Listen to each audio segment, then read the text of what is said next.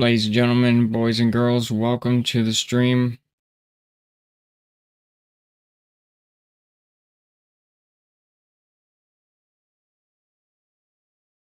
We're going to react to some spooky videos. I think it's the spooky time. What is the biggest nightmare you've ever had? What is the scariest thing you've ever experienced? That's what I'll ask continuously throughout the stream today. Let's watch some spooky videos. These are real scenarios of fear. Of absolute fear. I mean, some of these moments that are caught on YouTube are some of the most terrifying because they're real. Now, viewer discretion is advised. We will be experiencing, problematic scenarios where people are, in some real danger. So, I gotta go take care of my cat really fast because, every time I start streaming, she's just gotta do her thing. Can you get lost? Go away.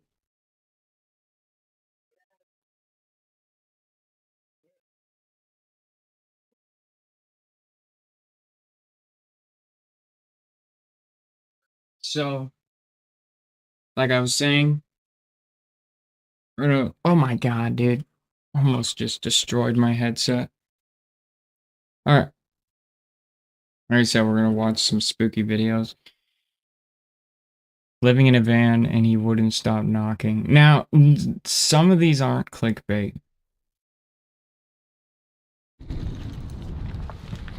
And some of these are. Alright, what's going on, everybody? Welcome back. And I'm gonna be the judge. I'm gonna be the judge of this. Because if it is a clickbait, I'm gonna get pissed off. Okay? To another episode of MAV, where we do everything outdoors. So right now, I'm driving up north. I'm gonna be doing an overnight in the truck tonight. Got a nice foggy day. Hopefully we can get some fish. I don't know if I'm gonna have time to fish tonight, but I guess we'll have to see. So, see when we get up there. Now, I like this because usually with these videos that I've been watching lately, what they like to do is they like to lie. And they start the video off all normal. And it's like normal. If it's not normal, right? I'm interested because it's a genuine experience, right? When they start the video off with their average Joe intro, they just clickbaited you and forget you, dude. For real.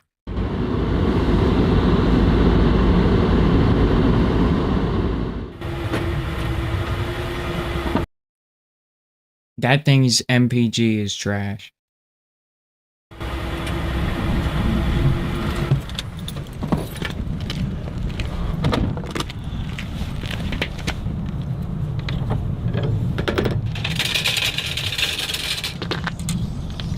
Already seeing a red flag here that this could be clickbait because we have an individual here with B-roll. And when you start off the video with B-roll, clickbaiteth.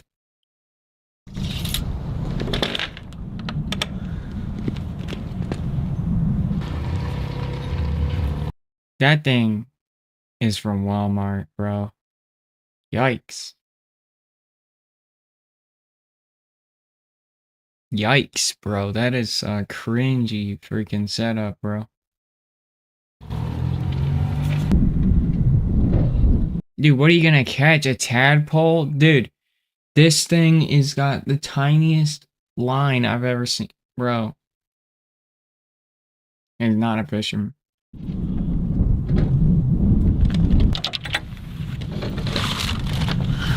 Alright, so I just got all rigged up for tomorrow for fishing.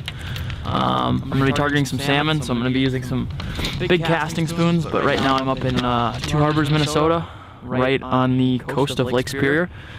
Gonna be going after some coho salmon in the morning and possibly some loopers. So if I catch some fish tomorrow, I'm gonna be doing a catch and cook. But for tonight, I gotta get my bed set up and I gotta jump in the back of my truck and get some shut-eye because we're gonna go after these fish really early in the morning.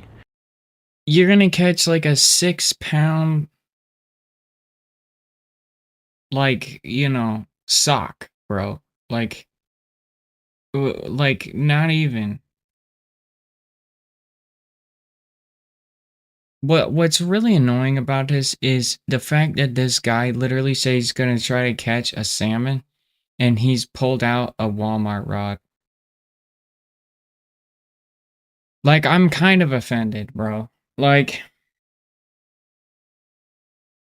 you have a Walmart rod and your line, like, listen, have a Walmart rod, but then, like, have, like, some insane test and, like, just a really cool situation. But maybe your reel is correct. But, like, dude, you pulled out, like, a kid rod, dude, and a kid reel, and, like, 0.5-pound test line. Like, I'm offended, dude. It's not even double stacked either. It's not even insulated line. It's literally just floss. Okay? I'm a fisherman. Sorry. I'm gonna get upset. So yeah, I'm camping out at the spot for the night. Well, as you can tell from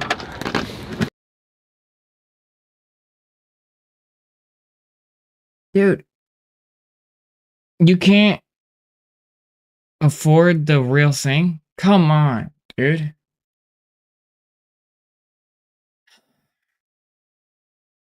I'm gonna judge this now. Alright, here we go. Marksmanship. Okay, alright, it's alright. It's good.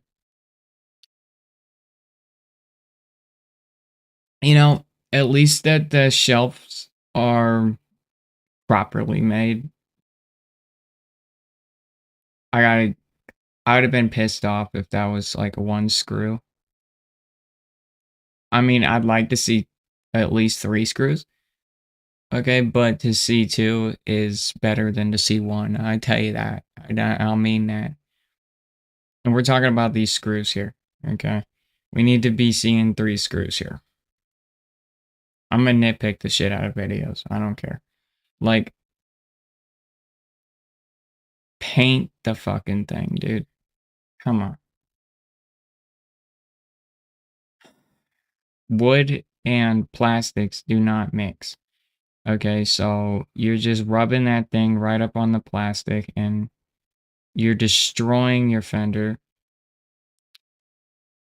I mean, come on, dude. Like, just get the real one. Like, plastic on plastic's fine, but wood on plastic, you have to look at density, okay? And you have a density mismatch here. So you're just gonna erode the living crap out of your fender. And it's evident. It's evident because this looks brand new. His fender looks brand new as if he had to replace it recently. Why is his truck an old piece of crap and then all of a sudden his fender's brand new? I literally speaketh the truth, right? Boom. So just put a plastic matte bottom on the bottom, right? Make sure it's smooth of your shelves and you've solved your issue. Why buy a completely new fender? Wasting money. well, last night, they left everything a nice mess.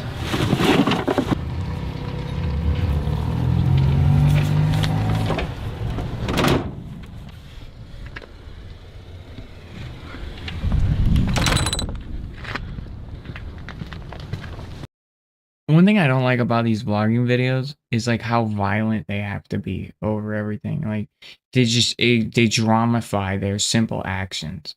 Like and like slamming things. Like, dude, just do things normally.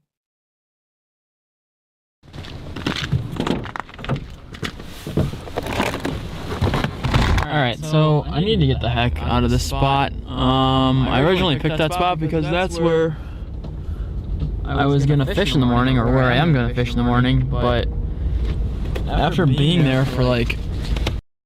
Dude, buckle up before you drive, bro. This guy's really irritating me. Alright, I'm just being honest. Like, this guy is making me angry. I don't know, I've been there for like the latter half of the last hour, kind of just packing stuff up and trying to get my truck as organized as possible. And move the freaking camera back, dude. I'm like all up in your nostrils. Sheesh. But there's like a bunch of cars driving around there. I talked to one of the kids and he's a high schooler from the area, so... Like, I can smell your breath and I'm not even there. Like back up, bro. Like, back the camera up, bro. We don't need to see all that, bro. We don't need to see all that. Scary, dude. It is a horror movie. I think it's just kind of like a high school hangout spot. It's kind of annoying, like, having people drive by and, like, I don't know, zipping on past all the time, so we're gonna find a different spot. Hopefully. Dude, get the camera back, bro. Like, you're gonna poke me in the eye with your nose. We can do it kind of inconspicuously. And I also don't dodge your nose. I like dodge his nose. I can find something here. No unauthorized vehicles in park. Dude, if you see a no authorized, you don't keep driving.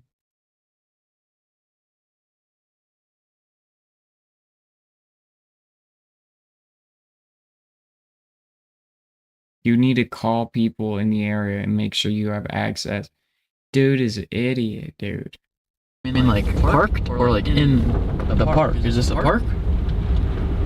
You deserve whatever karma is about to come to you, dude. You would just skip over the no authorized vehicle section and just jump straight on a train of, oh yeah, parks? You're wanting to get trespassed, bro. No. No shit. Look at this. No. Yeah, deer. Are you serious? Black-tailed deer. Hey. Leave them alone. What's up? Leave them alone. They didn't do anything to you. They didn't do anything to you. Just let them be. They gotta worry about getting hit by cars. Now they gotta worry about a big nose yelling at them like a maniac. A deer looks smarter than this guy. I don't like this guy. There's very few YouTubers I just like. He's just irresponsible. He's reckless. He's not wise. He keeps making just dumb decisions. One after another. So far. And I'm not happy. Don't do this. Don't be this guy. Kids, this is not the plan. I'm not trying to be a hater. It's just the truth. Leave the deer alone. Look at the deer. Have the deer look at you. Admire the respect and move on. This is how you respect nature. This deer is now trying to figure out what kind of call you're making to it. Are you making a threat? Are you making... Are you going to scare this deer for fun? No perspective in this individual. None. Dude, So my camera lights are buried right now underneath all of my clothes and things back here. So this is gonna be my camera light for the night. Sorry about that. One, I just had a really nice old lady come up to me and tell me that my taillights were out, which they weren't. My headlights just weren't on, but they were. Like, my headlights are on when my car's in drive. Like, anytime I have my car in drive, my headlights turn on. So if I don't have these turned on, I'm kind of SOL. Also, the kids left, so I think I'm just gonna stay. At where I'm gonna fish tomorrow. So, can jump into the back of the truck. Got myself some sock sodas. Yes, sock sodas are back. And then wake up in the morning and hopefully catch a salmon. Oh my God, bro.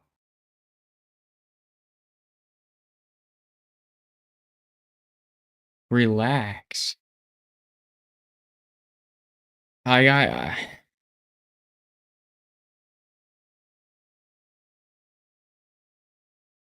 You can do better, bro.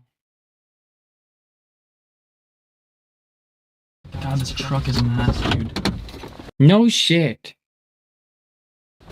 Figure it out, man. Yeah.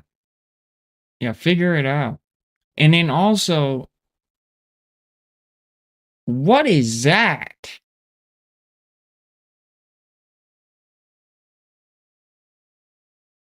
How do you even know where anything is?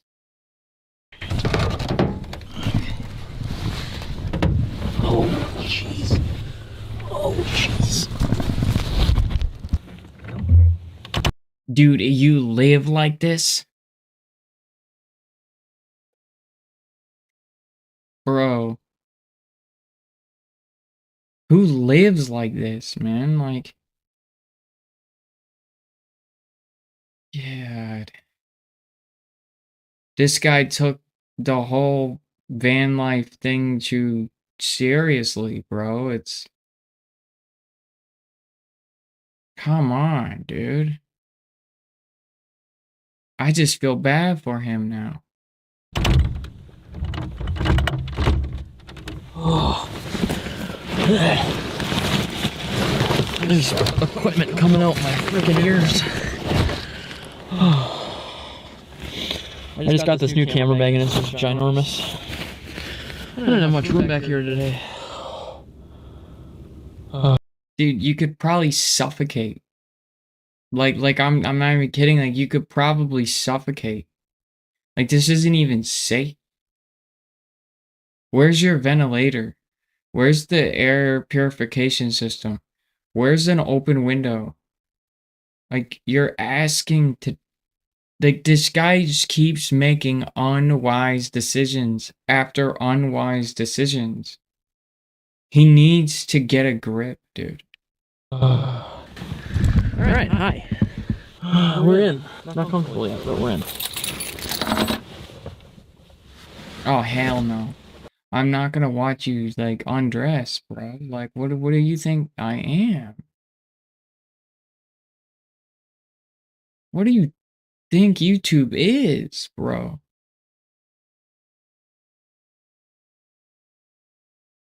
Okay, this video has gone south, man. Mind you, something really scary stuff happens to him. I understand that, and I feel completely sorry for him. But at the same time, like, dude, you park in an area that's absolutely stupid. You loiter. You almost suffocate every night you sleep because you basically put yourself in a coffin. You're like stripping on YouTube, dude. Like, I can't.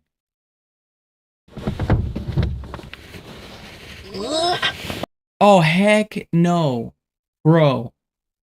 Bro, hold the... No. No, bro. We're not about to watch that. What is this guy think YouTube is? What do you think you're doing? There are children. Hold on.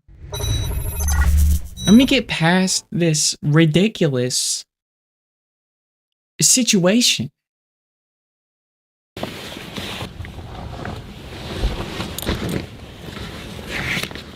Oh, heck no. All right, well, here we are. Okay, he changed. On camera. Yeah, my face exactly, bro. Welcome. You guys remember? The day I can't watch this, dude. This is so stinking cringy, dude. I'm trying. I'm trying to be nice, but at the same time, I can't. Like, can like smell him from here. We're going to. Okay, we're gonna go. What if I told you you could block all ads or get paid to see them?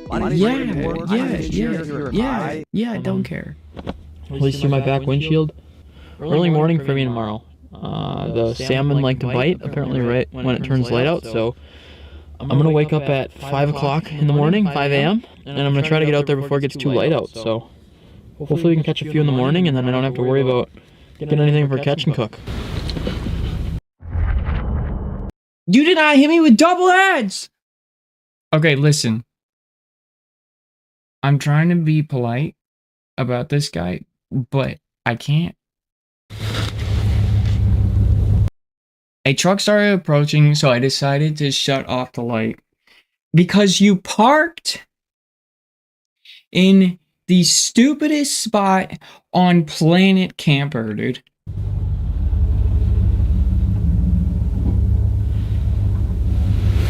Alright, so there's people right outside. No, really? Around in their truck. No, right? Hanging out right here. I don't know what's going on. Mm-hmm. No, you can't see me right now, but I can't risk turning on any lights. You can turn on a light. You just tell yourself, right, to be a man. You say, "What's up, mother truckers? You guys want to go dirt, or, like off-roading or something?" Like, you talk your way into their life. Okay, they're human beings. This guy not only is making nothing out of, or making something out of nothing.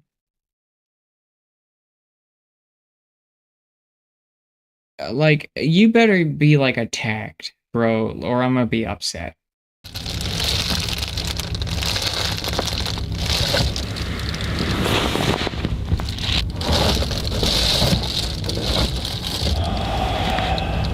God, this is so annoying.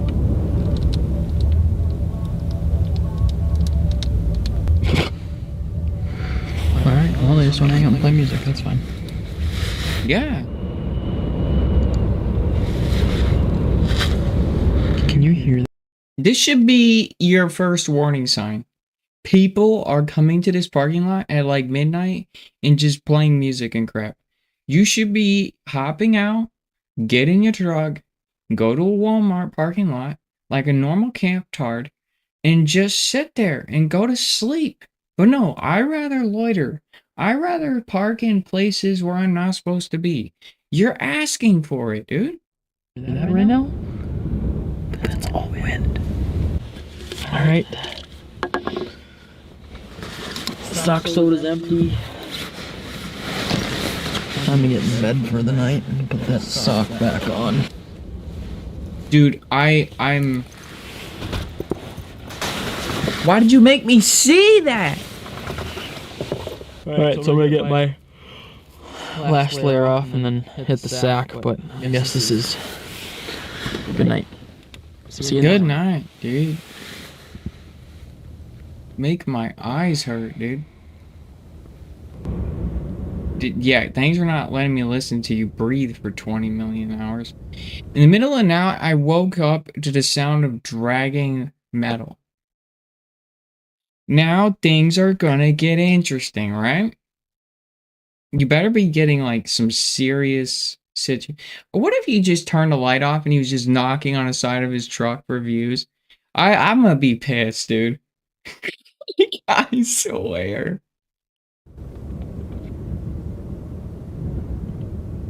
Too loud pops where? I don't hear none of that, dude. Morning. Listen for 2 pops.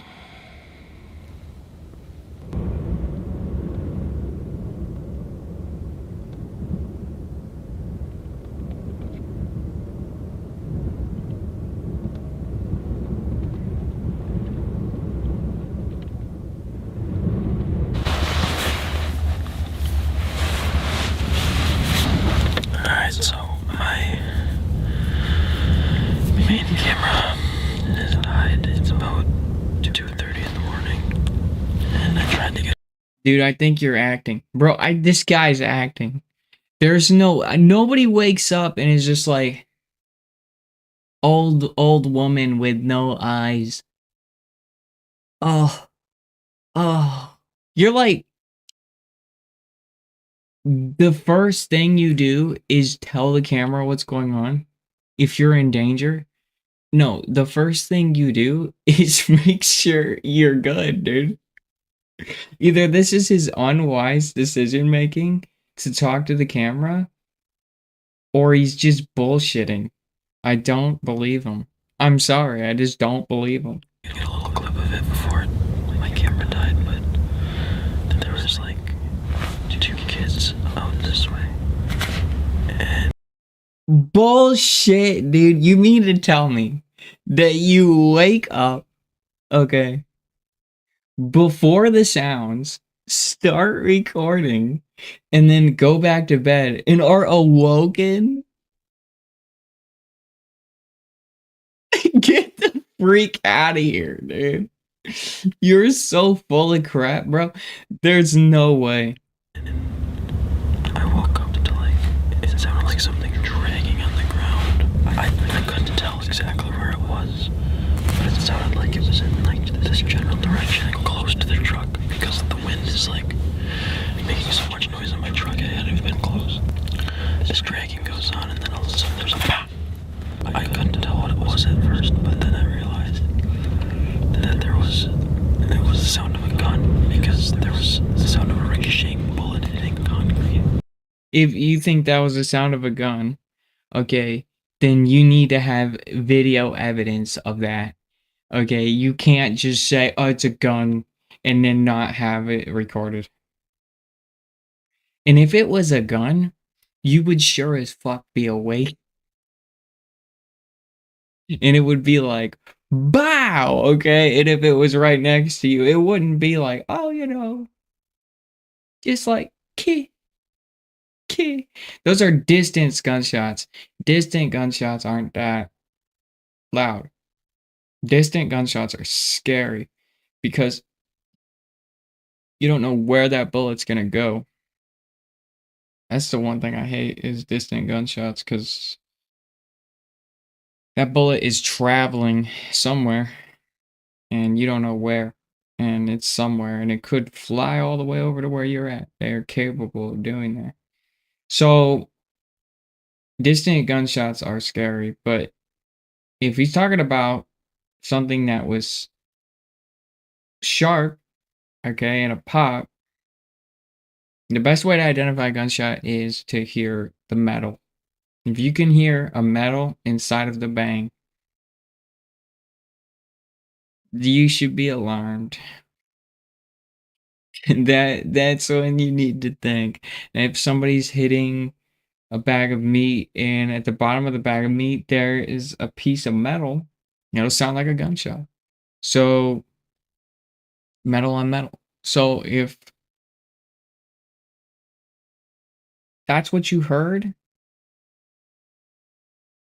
I guess, but I'm gonna take your word for it, because it's starting to come together. His story is starting to come together. It made like the pew sound. I know, I reenacted. So it's a Western movie now. It went pew, like pew pew pew pew pew pew. That's what it did. You sure? You're gonna stand by that story? Okay. Noises are great, but it was pretty scary. Another one went off. If this was really happening, you would be calling the police, dude. Like you live in like Hunter call the wild land, okay? You don't live in the hood where if you snitch you're gonna get killed, alright? You live in like I shot myself a deer yesterday, son, and it was good. We go fishing every morning, catch ourselves minnows and think they're bass because we live in the hood. Okay? That's where you live, like call the cops. And another thing is, let's get psychological here. If you look at his, and I don't know if you zoom in on your phones or computers or whatnot, or hit Shift Windows S key and drag it over his pupils here. If you're really scared, your pupils get dilated, bro. So clearly you're not scared. And it sounded like a small gun, like a 22 or something. But it's 2:30 or 3 in the morning, and there's high schoolers outside of my truck playing with a gun. That's really reassuring. So, I've never felt more unsafe truck camping somewhere. It's just, if I hear them come back and I hear that gun go off again, I'm probably just gonna have to set my car alarm off because I'd hate for a stray bullet to come through the back of this thing, even if it is from a 22. It could be right here and I could be dead, so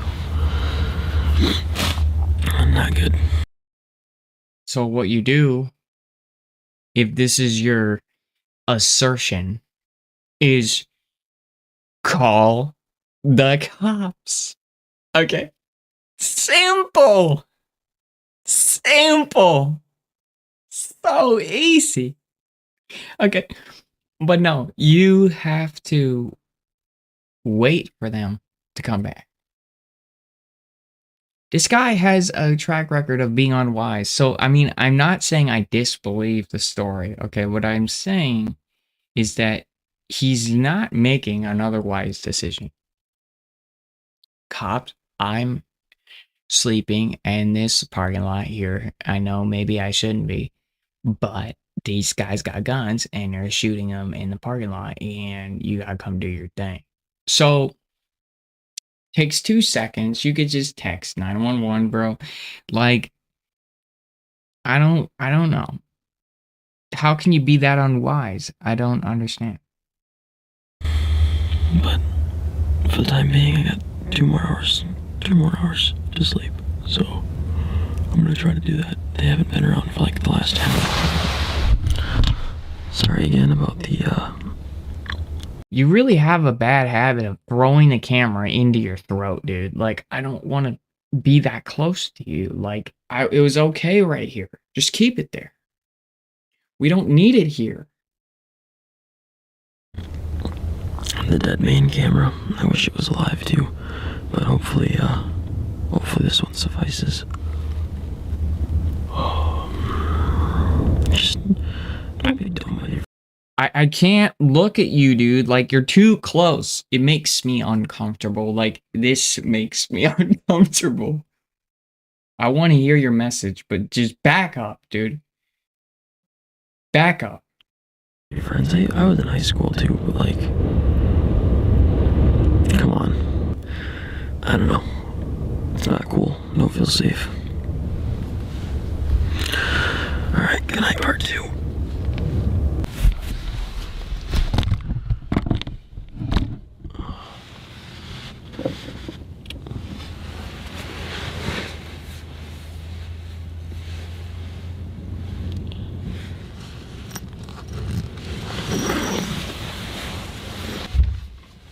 Okay, bro. Like, you can't do this on camera, bro. Like, I don't want to see you change every second of your life. Golly, get a grip.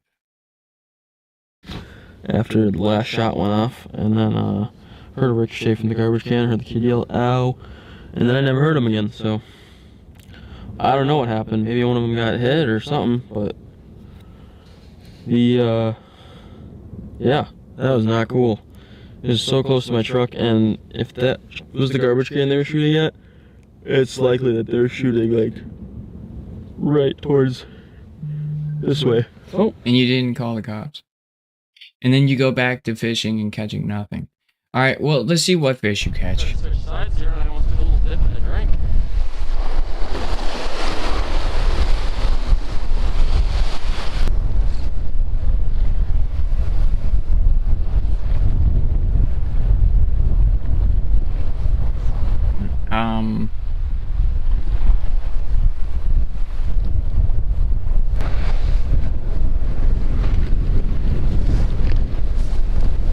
Eventful fishing, bro. Your Walmart rod is suffice.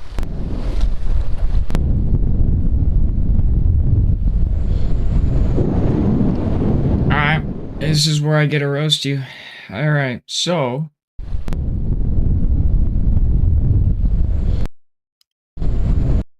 And I gotta stop it at the right frame. Sorry. You're walking like an old lady.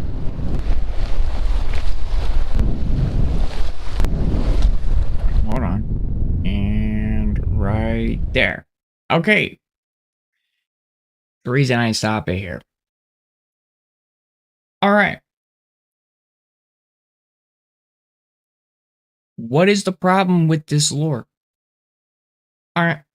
His line is way too weak to handle that. When your rod is bending like that, because it's just water, your rod is not good enough, okay, for your tackle. Okay. Another thing is, what do you expect to catch out here? You want to catch a shark? Okay, because nothing is gonna hit that, dude.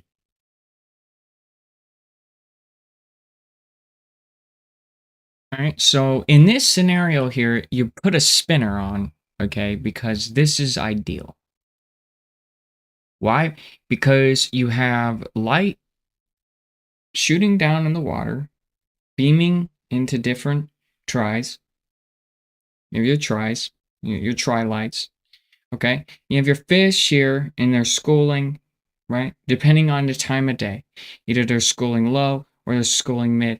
Doesn't matter. Anyway, they're pooling or they're schooling. Wherever they're schooling or they're pooling, or they're feasting on a shad pool or wherever.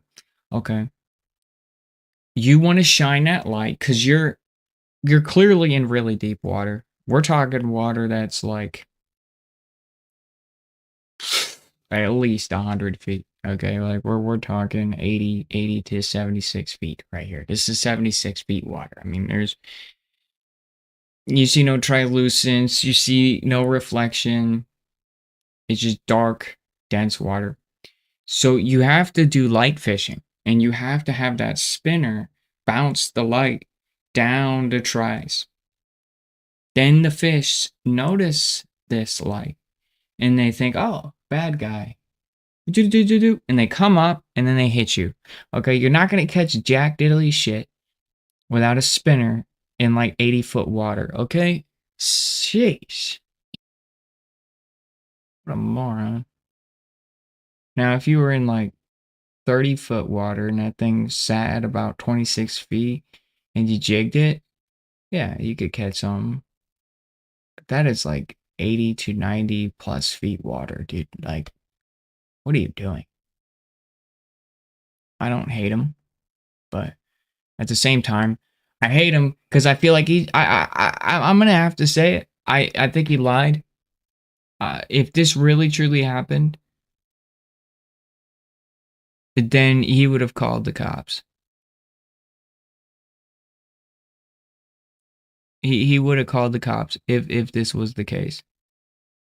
Now, I need to see a real... I filmed the encounter. I was being watched and I filmed the encounter.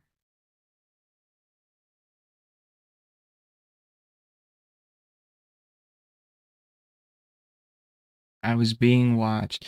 Am I gonna get clickbaited? I think I'm about to get clickbaited.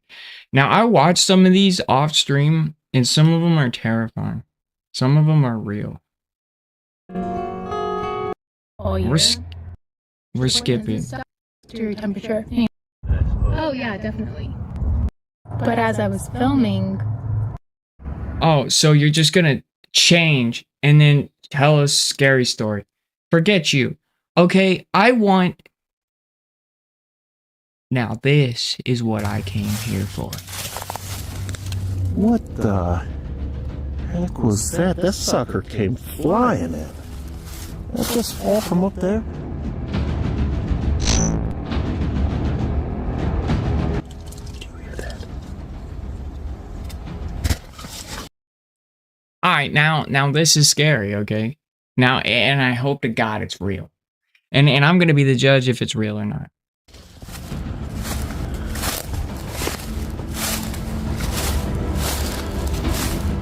Throwing stuff at the tent.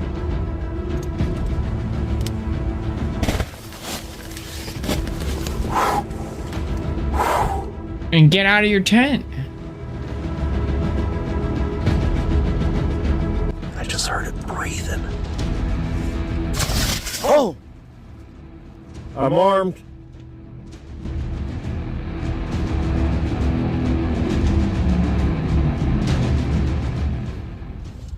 There's more than one. So I'm not thinking Bigfoot no more. That was a psychopath. That was for sure a psychopath.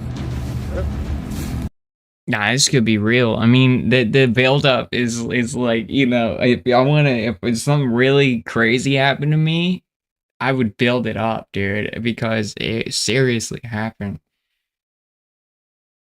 But at the same time, I'm not gonna jump to conclusions until I find out. Welcome back to another camping adventure, fam. This is part 2 of this series, and I'm Jer Bear. All right, Jared Bear. So I'm gonna just do his intro for you, right? So Jared Bear, the name.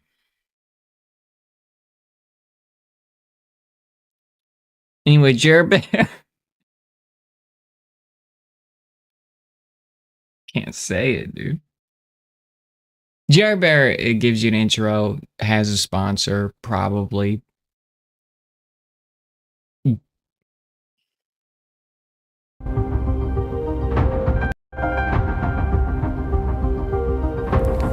Let's see, yeah, much darker now, much colder now. And I'll be honest, for a minute I was thinking about reading my Bible, and I didn't.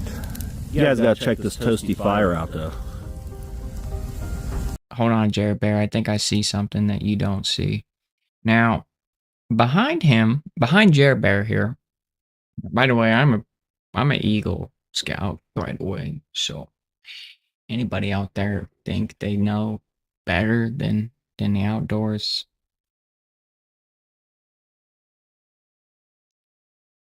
So we have an anomaly here. That's not good.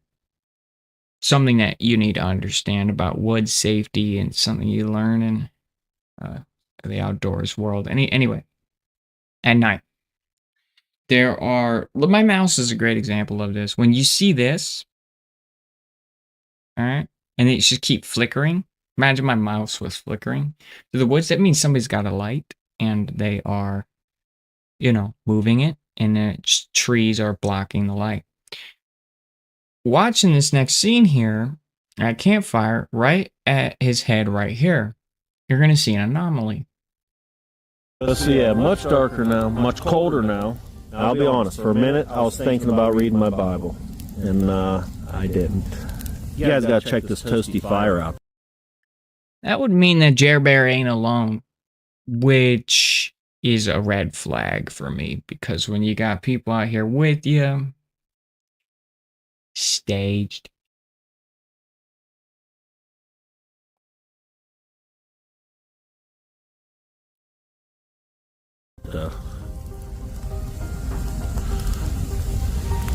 All right, guys, so it is getting colder out now. I say now's a good time. It's probably around 10 o'clock or so. So now would be a good time to fire up those rechargeable hand warmers. I'm really curious to see if they'll last all night. When I wake up in the morning, are they still warm?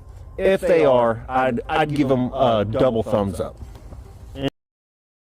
Why did that feel forced? Why did that feel forced? Like it was a part of a script? Like he was reading how to be a YouTuber right there. Jer Bear is starting to look sus to me, man.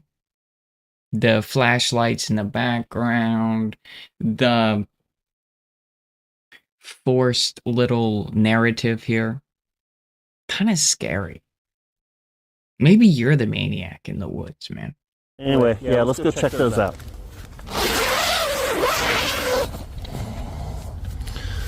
Bare minimum, guys. This is what we're going to be testing out tonight. Rechargeable hand warmers. And let's see, color's green. And ROHS. Ross. So that's the brand, Ross. If you were really to do this whole video based off hand warmers, wouldn't you think that you would do a little bit of research about this product? The brand, where they come from. You're sponsored by them, probably. I just don't feel like product reviews are going to be genuinely in a 1,000,000 view video, 100,000 view video, unless they're getting sponsored by it. And you would think that he would be sent material for him to sell, right? That's a fair assumption, yeah? So why is it that you are just lackluster in this entire product breakdown? And why are you doing a product breakdown in the first place? It doesn't make sense. I can't put 2 and 2 together here. Doesn't understand. I wonder if he's got any, like, sponsors. So I compare, contrast. Yeah, let's get them opened up.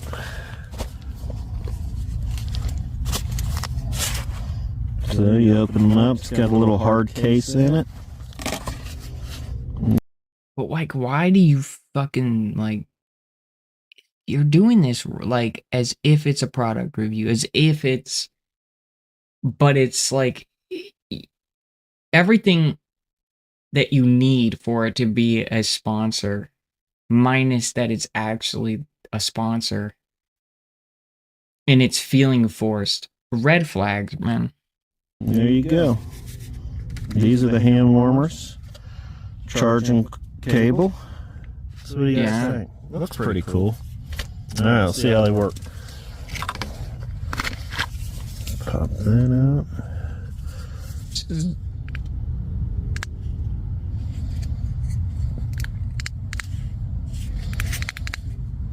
Oh, okay.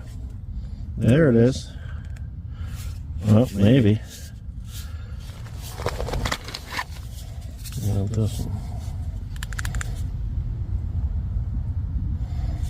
You'd think you would try a little bit harder, dude. Like, this whole planned video was for these hand warmers, and you wouldn't even have attempted to open it and see if they were charged. This is just bullshit. Jerry Bear's a bullshitter, dude. Okay, so the light goes off. I wonder why.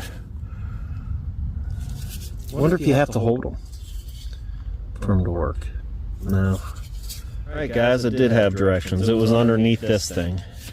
I just had to pull this tray out. And there they were. So let's see what they have to say. And that is it. We are roughing it tonight. The one thing that I do wish I would have remembered was a pillow. I didn't even think about it. I was thinking about bare minimum. Well, so that's what we did. Actually, I just forgot it. But yeah, bare minimum. I gotta say, pretty impressed so far. Like, that is really warm. It might just keep me pretty toasty tonight. Awesome. So some of you probably haven't even seen the other videos, but in those, I've done some Bigfoot knocking. I've left them an offering of. All right, so we got issues here. His eyeballs are going ding, ding, ding, ding. Now, this could mean one of two things. All right, this could mean that he's thinking about how he wants to produce what he's saying, or he's lying.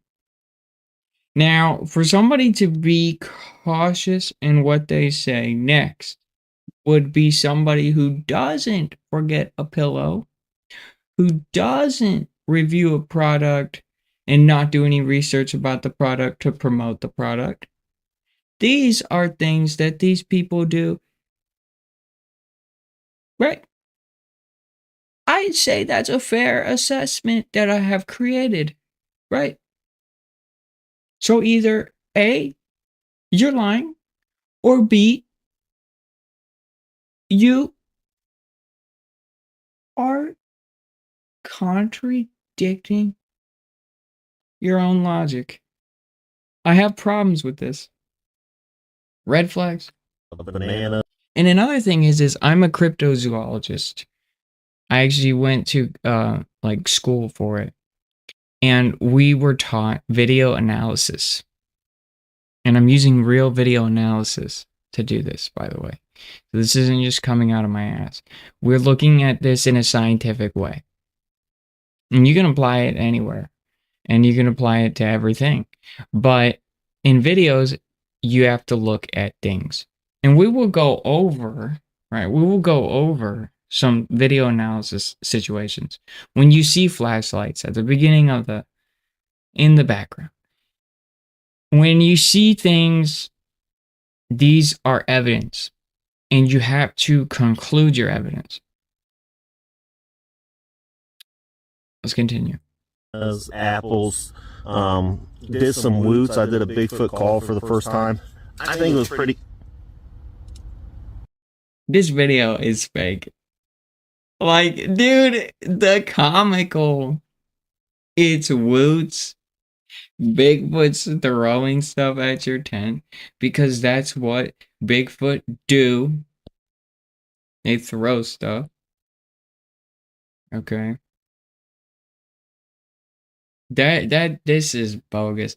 He's got a friend out there just chucking shit at him. This guy is a criminal, dude. Like, you're a dick, bro. Branch just fall there? You guys hear that? It's like right after you talking about Bigfoot, all of a sudden Bigfoot's like evidence. Convenient. Outside the tent. Alright, so I'm thinking maybe, now that we got these fired up, we check out the offering tree, maybe the lake. So.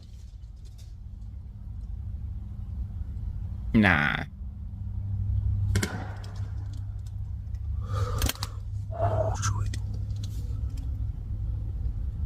I want to go over that sound right there because it's a video analysis and somebody who does video analysis.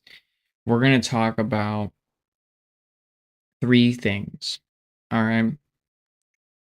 A, that sound effect was fake. That didn't happen. That wasn't real. And I'm going to tell you why. So it's called noise gates or noise exposure. So inside of the tent here. Pretty impressed so far. Like, that is really warm. It might just keep me pretty toasty tonight. Awesome. So some of you probably haven't even seen the other videos, but in those, I've done some. I want you to hear all the high frequencies here. The high frequencies are the internals of the tent. When his foot graces against the ground, or his sleeping bag, or the snapping and clicking of buttons, or his shirt rubbing up against the tent. These are high frequency sound effects. The low frequency noise gate beyond the tent, right? would be sound effects that are close to his base, the ground. Let me explain this to you in layman terms. If you're in a tent and somebody throws something on the ground and it lands next to the tent, it'll be a high frequency because the vibrations go through the ground up and it explodes in the inside, kind of like a speaker, right? So you have a high frequency sound that is illogically placed here. It can't happen, right? Well, how do I know that? Because we're evidently able to hear the atmosphere that he's in right now through the noise gate in our headset. Okay. So when he throws a stick, okay, you hear the high frequency, but you only hear it after the fact. You hear the echo chamber beyond that point of the high frequency of the stick hitting the tent or hitting close to the tent or hitting the ground close to the tent. So that large sound that you heard there is not real, meaning that it was just pasted in. Also, we're going to talk about sound definition, right? When something is at a higher sound definition than the definitions sound around it, we call that noise discrepancy. Okay? When noise is not being equal to, right? So, for instance, when we're doing photo analysis and we zoom in, we go down pixel to pixel and we see the resolution is 1920 by 1080p, and we zoom in, we get these symmetrical squares that are 1920 by 1080p.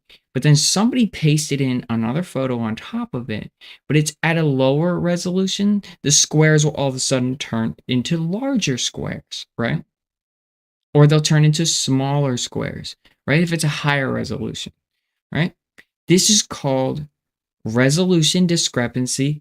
And you can identify these things inside of sound as well. So when you look at the regular gain and the regular frequency of this video, right? And then all of a sudden, this higher frequency comes out of nowhere on the highest frequency of his mic's threshold, you can tell that that is a implemented injected fake sound.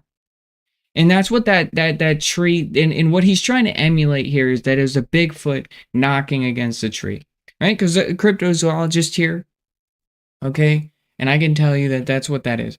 Boink, right? Boink, right? That's what the cryptid Bigfoot does. He smacks a tree with a stick. Right? So why would it sound like it was inside your tent? Okay, because that's not gonna happen. Bigfoot knocking. I've left them an offering of bananas, apples. In Bigfoot offerings, you don't leave them food. They don't eat food. They're celestial beings by the Native Americans that go through actual portals. Now you want to get into Bigfoot lore? Guess what? I'm the guy, okay? Because I had to do entire research papers on Bigfoot in order to pass my tests, okay? And I'll tell you that a Bigfoot does not eat in this dimension. Bigfoot is a creature, okay? A dimensional creature, a creature that is half real, half fake. That is the most evident, thing about Bigfoot. Why? Because we can't find its droppings, we can't see deceased ones of it, we can't find anything. These things appear. They have been more reported to be not really physical, but not really not physical, right? For thousands of years. So Native Americans, they claim that they're a spirit that protects the forest. And of course, settlers said that they are just some tribal creature, right? A Native American. So these, and then some settlers say that they're terrorizing monsters that kill everybody. Okay, but that's more based off folklore of the I'm not going to say it goes against my religion, but you know, the thing that turns into different animals, and you can piece that together, right? That's what those things are. That's what this is terrorizing these settlers. So is that thing that turns into other shapes a creature that does these things? Maybe looks like a deceptive creature of a Bigfoot? Yeah. Yeah, probably. Probably gonna happen. Probably a potential shape here that could be transformed into. Did some woots. I did a Bigfoot call for the first time. I think it was pretty. So right there, the high frequency was before the high frequency was a low frequency and then a high frequency because the stick landed next to the tent. Remember how I said that before? That the stick lands next to the tent, the sounds vibrate underneath the tent, and then the high frequency of the leaves flourish inside of the tent. As you could see here, we'll go back. You can listen to it one more time. It might just keep. Did some woots. I did a Bigfoot call for the first time. I think it was pretty. You have the poof, and then the right poof. High S. Right? That's exactly that phenomenon, which means that somebody's out there throwing a stick. We know that that's true. We know that there's a person out there throwing a stick.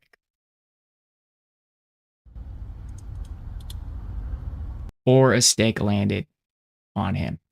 Now, I don't need to go down that rabbit hole. You can piece it together. Branch just fall there? You guys hear that? It's like right outside the tent. Alright, so I'm thinking maybe, now that we got these fired up, we, So why is it though at the beginning of every single take, something happens? That's a problem. That's a problem that at the beginning of every single take here, something is to happen. Fake. This is fake. It's not in the middle of a take. It's not a retake. It's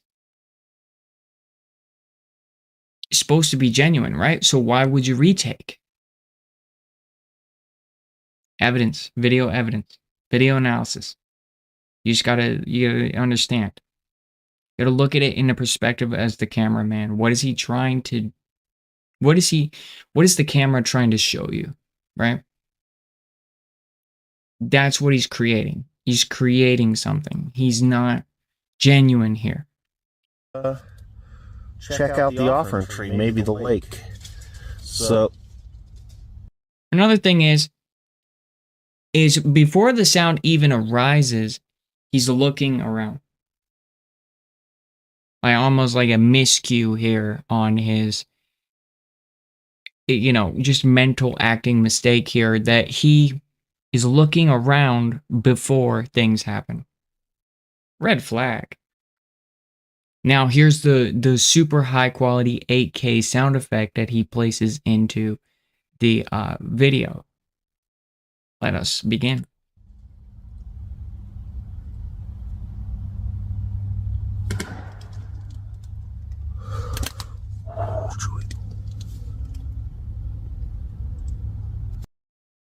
So again, why is there an echo, right? Inside of a tent? Not a thing. Ridiculous, actually. Like,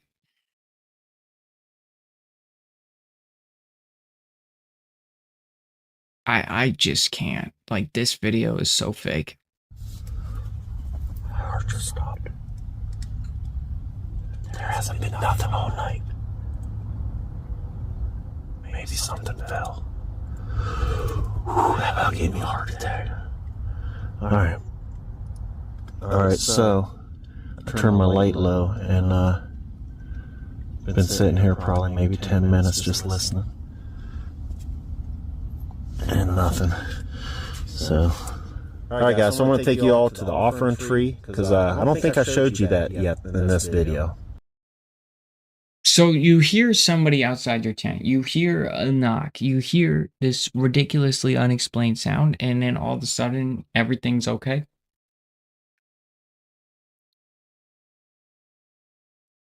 Red flag number 5, brother. Come on.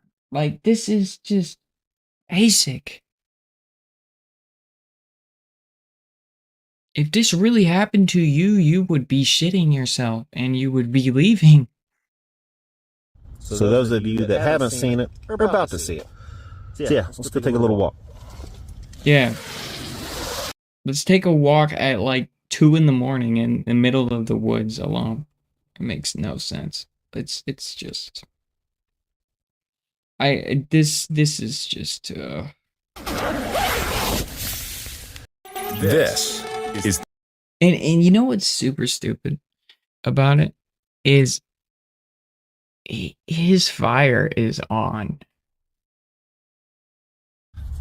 Man, I could use a better flashlight too. You see, here's the thing that's a problem, right? You don't do that. You don't leave fires unattended. You don't do that.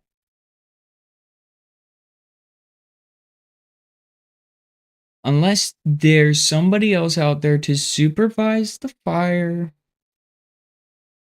Or if somebody is there to supervise this fire. Or this fire is so somebody else knows where the campsite is. A signal, right? Yeah. I've seen enough. I don't even need to see anymore. Fake.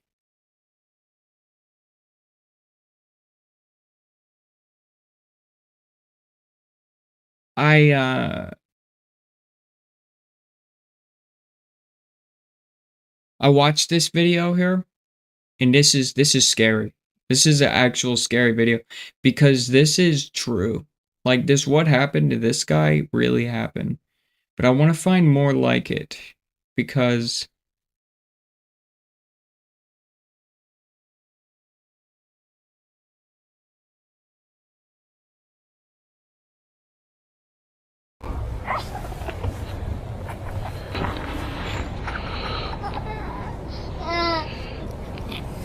what the fuck, dude? Okay. Dude, if this is real, I'm gonna lose my shit. Because that is scary.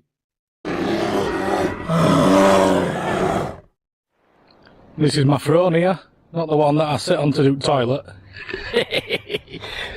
But when I used to be king of these woods, but I passed it on. I passed it on to someone else. I like this guy already. I do. He might have a fake video for us, but I won't be upset if it is. Can't even remember the name who I passed it on to. Can you remember Fender? There she is, look. Living life. In the woods again today, guys. Love a good woodland camp. It's still, we're just on the cusp. On the cusp. Why is this guy so funny? I love this guy. Why are you just cusp? I get it. Said it 3 times and every time it was funnier. This guy is I love this guy. I might subscribe to him. Feels wrong that. On the cusp of It feels wrong that. sun's shining, but still everything's pretty dead in here. Not much greenery yet. Yeah. But it'll come. Damn, he just like, I got weed.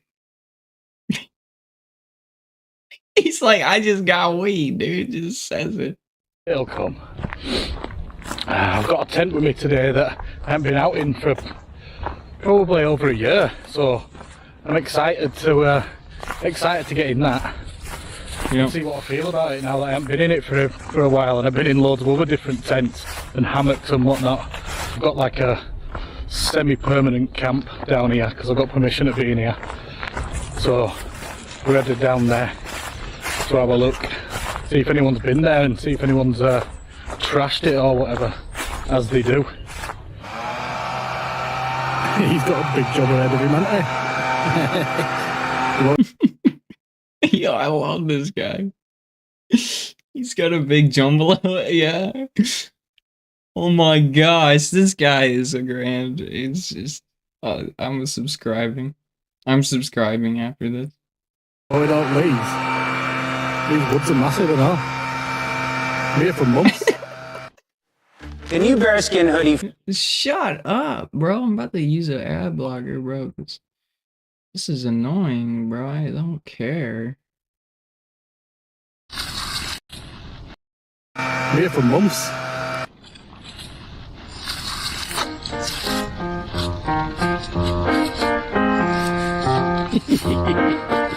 You're a silly goose, aren't you?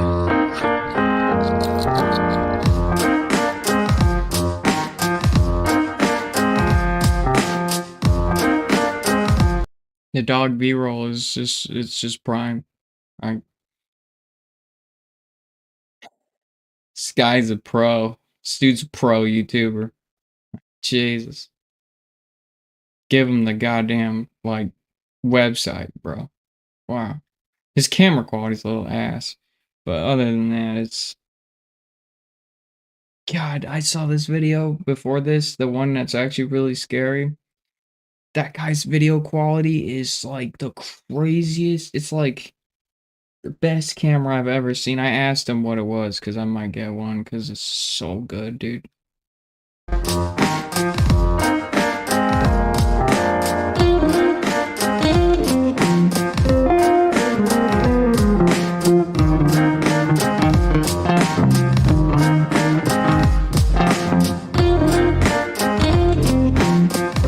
I mean, how can you not love this, dude?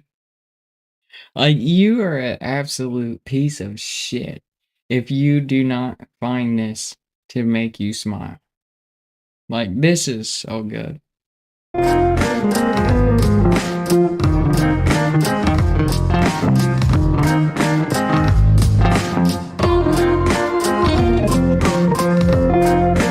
When you thought it couldn't get better, and he just makes it better.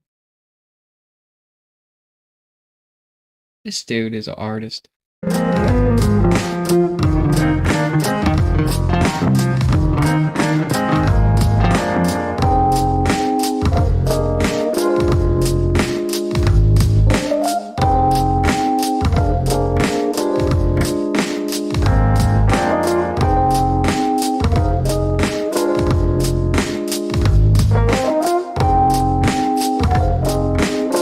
This dog is so well trained. Those little dogs are little shits. And these little dogs just have their own little agenda. They just do their own little shit. And this dog is just well trained. And it's just really cool to see that. I heard it.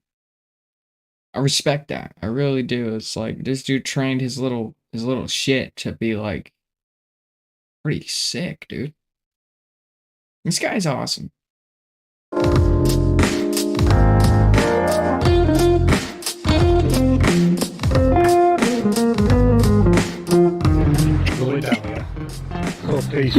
What a great transition, dude. I love this guy. I love this guy.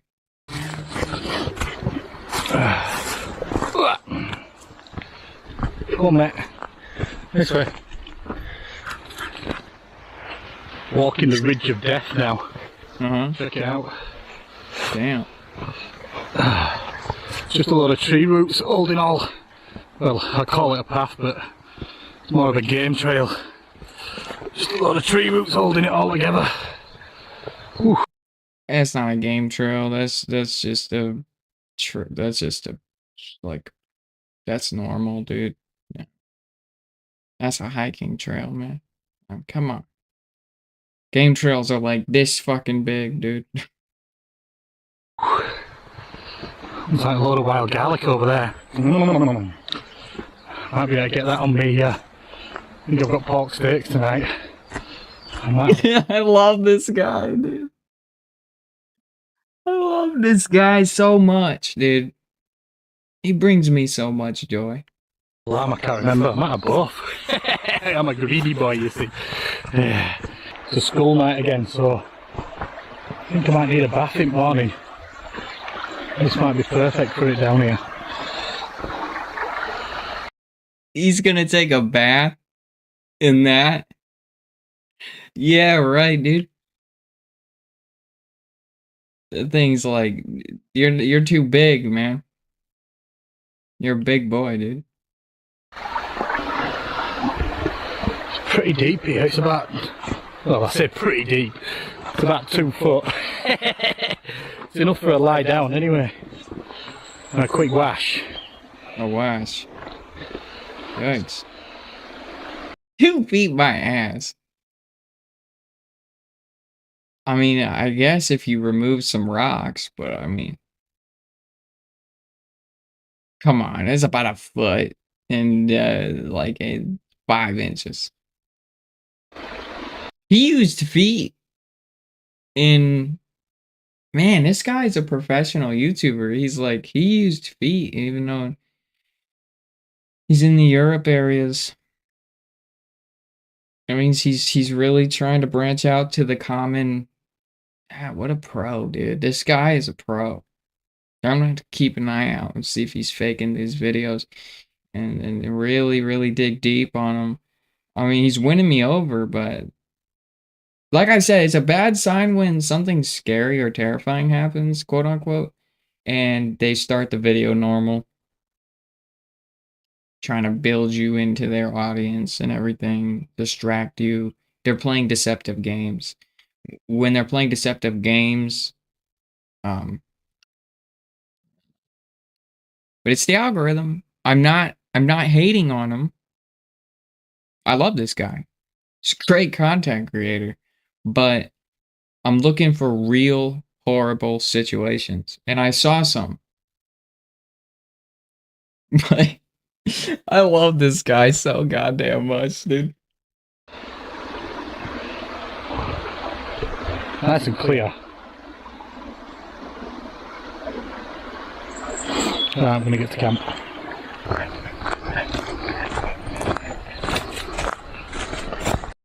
Look how this sticks. Like, that's crazy. That's like somebody had to have done. No, those are like vines. The way that they like wrap around. That's so cool. Like his choice of like shots are so. This dude's so good. This guy is a pro. He just needs a really good camera and like, damn.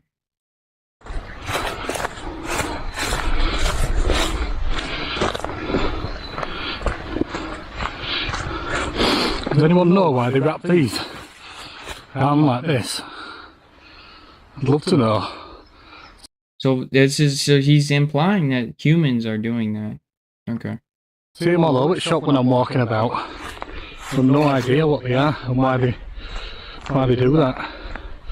Strange. Is it witchcraft or what? Yeah. Good idea. Looks like anyone's been here, like. Me grill still hung up on this tree. What is that? Oh, it's a grill. It's for like a fire pit. So he puts it over a fire. That's disgusting. If you eat off that, you're disgusting. That thing is rusty. Pan and a few seats.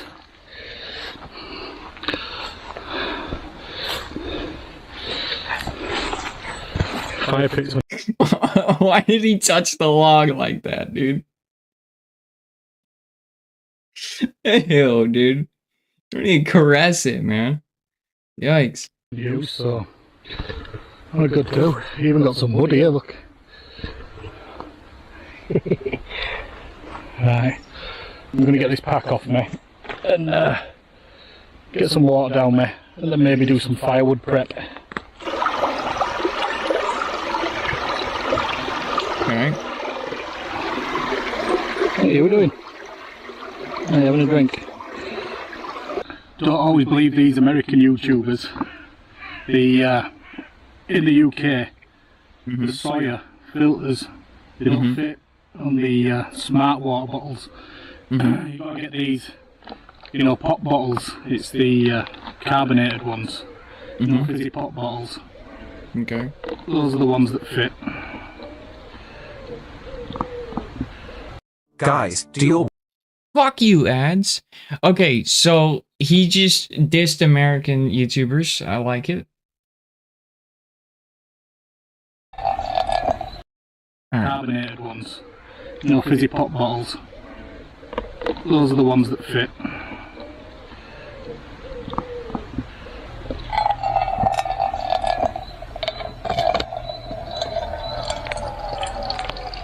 That's sketchy, man. That's sketchy. I mean, he's gonna boil it afterwards, which is good. Yikes, I could never. I could never. I mean, just the factories, the potential, especially in America, the pollution is gnarly. I don't know how it is over there in East Europe area, but here that would be a dumb idea because you can't boil chemicals out. You're not gonna get rid of, you know, fluoric acid. You're not gonna get rid of bromine. Okay, when you boil it, so it's just, oh god, people who do this, it's sketchy. Unless you're up on a mountaintop, you know. I just I can't conceive doing that.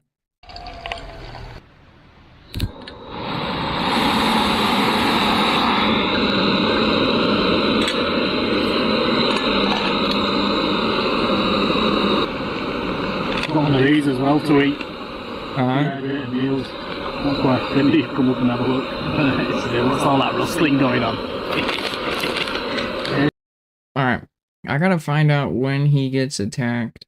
Because this is why I'm here. Chops his wood. Now it's nighttime. Gotta skip to nighttime. Lighting your fires. And all this silver birch. It's smart. That's smart. I'm a Boy Scout, so yeah, A+ there. All that. Smart. Oh, look at her. All snuggled up. Don't think you're sleeping on that sleeping bag, mate. That's fine. I was just going to chill out for a bit. Maybe listen to some music. Oh, that's it. Brought a radio, didn't I? First time I've ever brought a radio. Dude, it's fucking like his it's like curled up like he's sitting in bed with Bay. It's so funny. This guy is so funny. I love him so much. I want to have a look at that.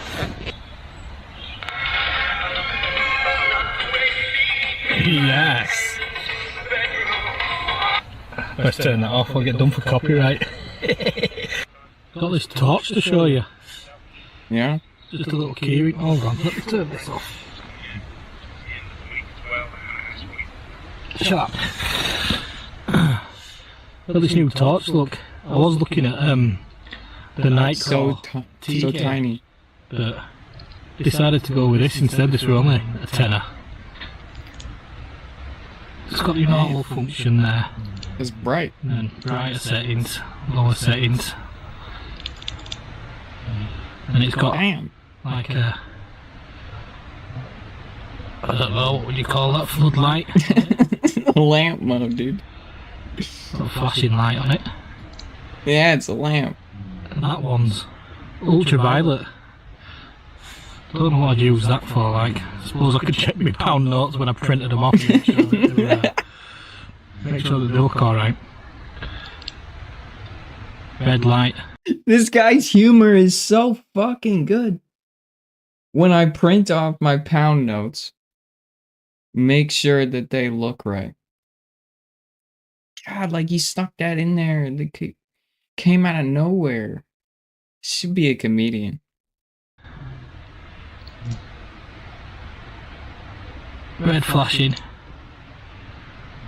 And police one. That's alright, isn't it? No skating mates and that while there it was. Film police are here. We get it. We get it. We get it. It's a light. I'll show you how bright it is. We got it. We Check this out. I'm understand. going to show you how I afford. We get it. And you put like 50,000 ads in your video. Can't see up now. That's pretty bright. It's not bad, is it? For a little torch. For a little keyring torch. Low. Medium. Yeah. High. Mm-hmm. And then you hold your finger on it for turbo. Right. Not bad that, is it? For a tenner. I'll just keep it hooked on me knife. Let me get my knife out. Oh, this is the problem with being fat. Can't get to it with your pockets. Putting your socks on's a struggle and all. That's my little UK legal knife, 3-inch non-locking blade. The UK, they have a knife limit. Man. Golly. In America, we can just go carry a hatchet down the street. It's ridiculous. And we can buy guns. It's crazy that you have to have a 3-inch blade. At least in my state, you can just carry a like Boeing knife. Got a little carabiner on it there, so these are always in my pocket then. Yeah. I've got another one that's from Aldi, I think, for $6.99. It's about that big. Hold on, let's see if I've got it. I've got it to hand. But it's in my pocket, isn't it? It's here in this pocket. That's it. Did a bit of a review of this on me. Is it legal to own a taser in the UK? I don't think so. On my channel. I'll show you this one.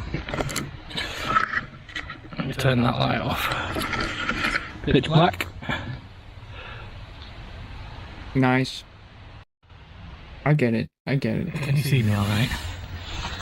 You don't really want to see my ugly mug though, do you? No, that's rude. Getting a bit hungry now, so I think I'm gonna get fire lit up and get them pork steaks on. I think I've got some lamb kebabs and all. Get them on and all. You know, I'm starting to believe this scenario because this is dry. You know, like this is when shit hits the fan. The setup is perfect, right? For you to fake this, you aced it so far because this is. I know this video is not going to do well. I just, you know, it kind of dies off at this point. But I'm here for it, okay? I will video analyze you till the end. You've earned my respect with your dog B-roll, okay? What do you say, Matt? Not bothered. She will be bothered though when she smells it.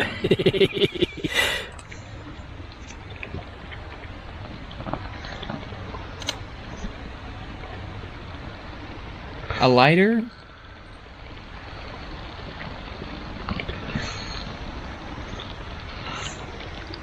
I'd use flint.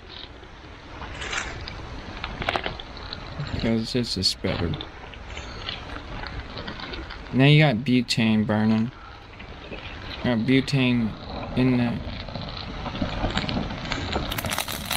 Forever butane. A flint fire tastes a lot better.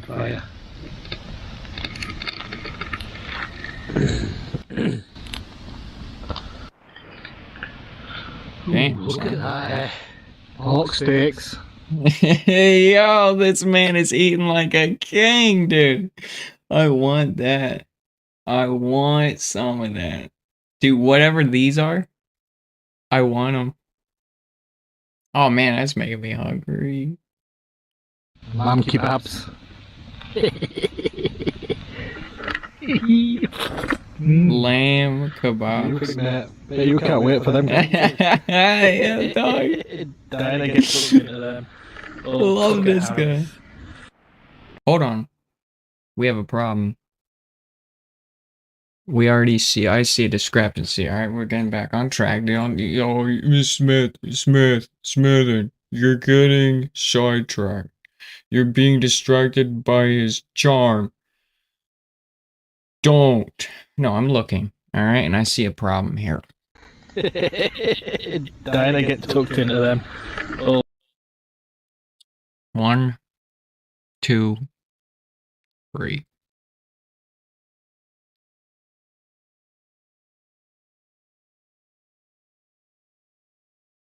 And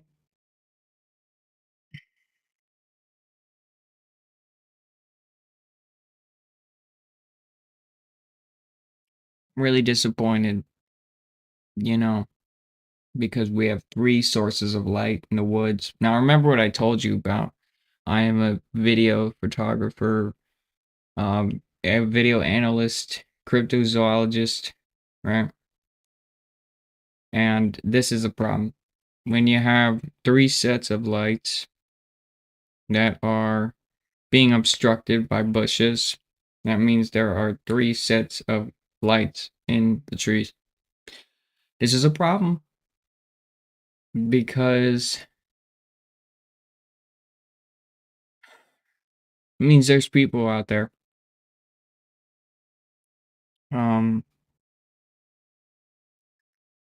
Why is that an issue? Well, that means that there's just coordination here, or he's gonna get ambushed and killed or something, you know. So, red flag number 1.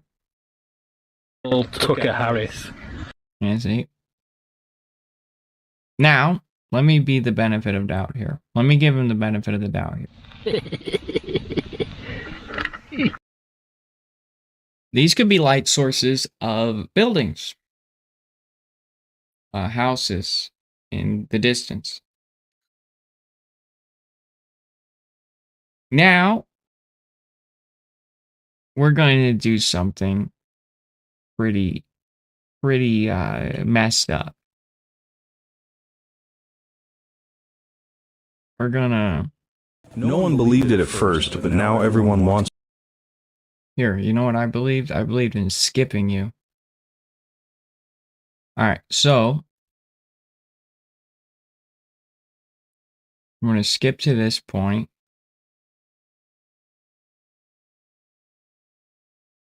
And I had muted the video. I know. And boom. Okay. We have 3 anomalies in this frame here. We need to find out what they are.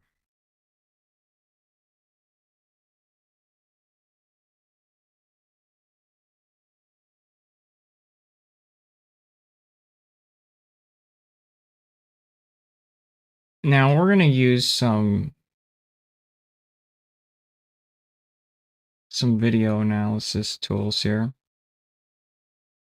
We're going to try to identify what those 3 anomalies are, because we need to figure it out. These are the bases of trees, clearly. This is base tree line 1, base tree line 2. Now these are the frames that I'm really going to look at here. We're going to go to 0.25%. We're going to play. I like this contrast. I can see a lot here. And we're going to really analyze this frame by frame. And we're going to try to identify what we're seeing here. Now we can see all of the shrubbery. We can see all of it.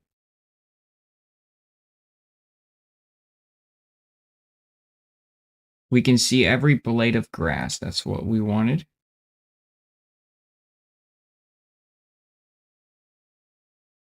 And we're just going to debunk this here.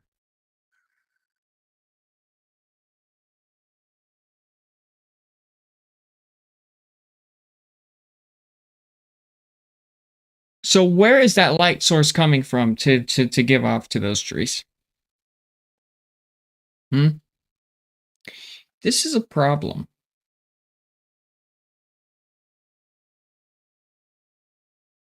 And here's my theory, is that there are already pre-existing lights in this camp area that he's set up prior to this. And that is my theory.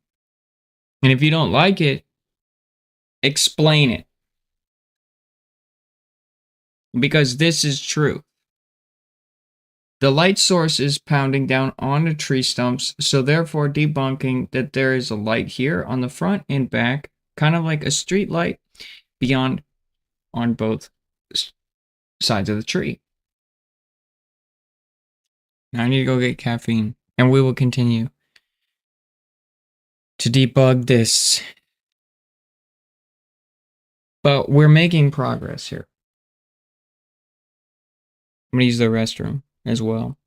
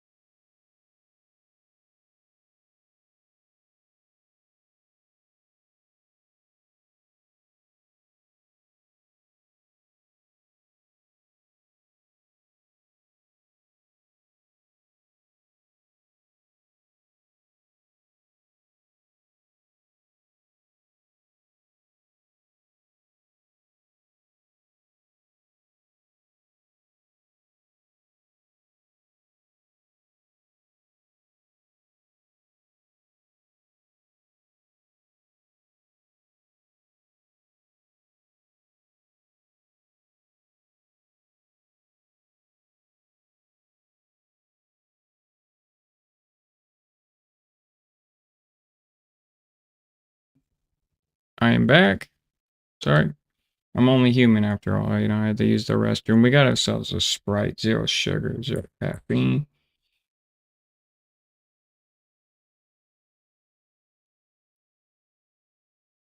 So this guy is tonguing the air. Interesting.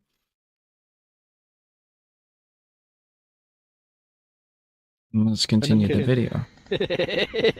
Diana gets tucked into them. Old Tucker Harris.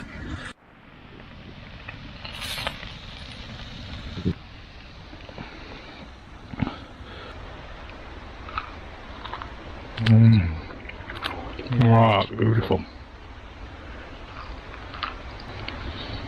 I gotta admit, dude, that looks so goddamn good, dude. I'm hungry now.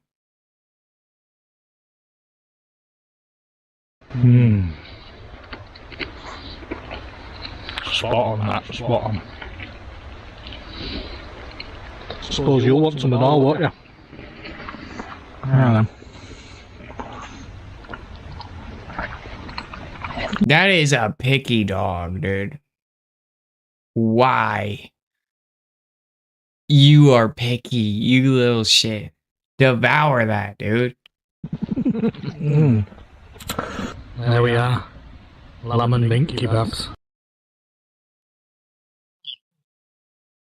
I want it, dude. I want that.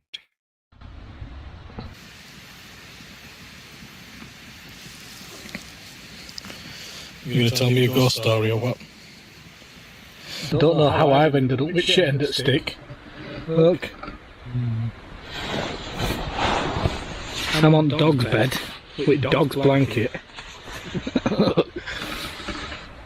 She's in my bed, look. What's all that about, mate? Yeah, he loves his dog. I love this guy. regardless of if this video is faked or not, this has been an absolute pleasure to watch. You've been kicked out of your own bed. Just thought we'd come out for a little bit of a wander in the dark. No, can't see out. Hold on.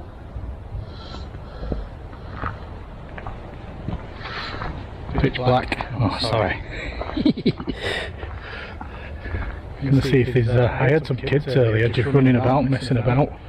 So if I find them, I'm gonna put me little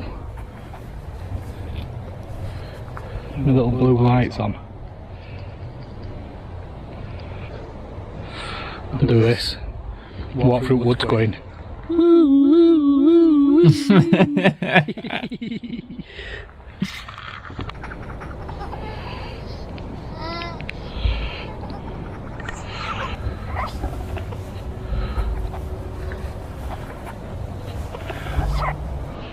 Come on, mate. Right then, I think that's about enough excitement for one night. What do you think? Bedtime.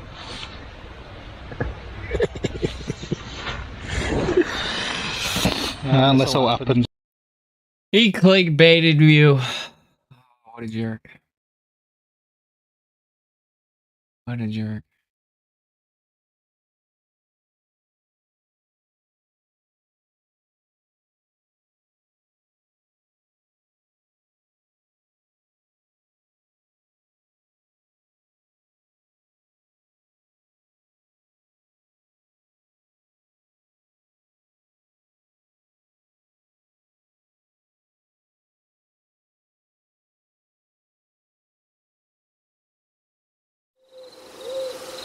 Xylophobia is the fear of the woods or forests.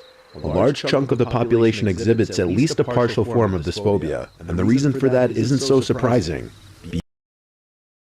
I don't care about stories. I want to see shit. I keep feeling like there's something still there. She killed me. Whoa. She killed me? Child. Child? Wait, your child killed you? What the hell? Heard like a bunch of rocks or something. Who's standing around me?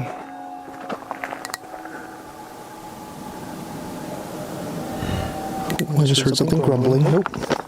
No, thank you. That was that weird noise again.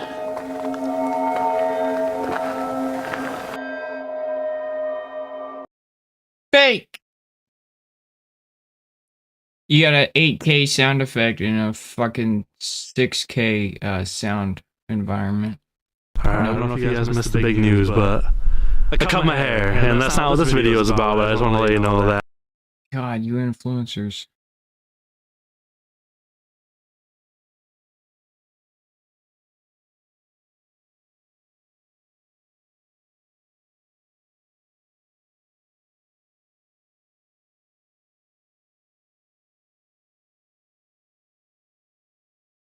What I need to do is go down the rabbit hole of the algorithm until I find it. This guy, very real story.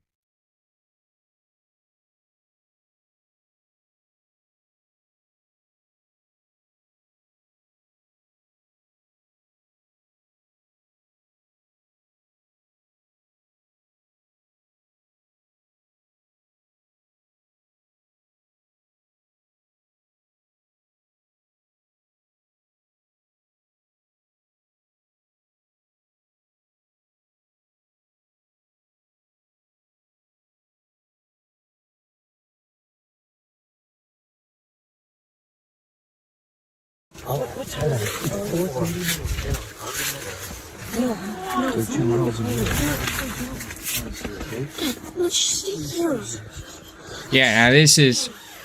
Hold on. Now that's terrifying. All right. Because that's real. I knew I would go down that algorithm hole and find scary crap. This is something you don't want to see when you're camping. Plan to do a video on it. However, it ended up being the most dangerous encounter I've ever had tent camping, and I had my entire family with me.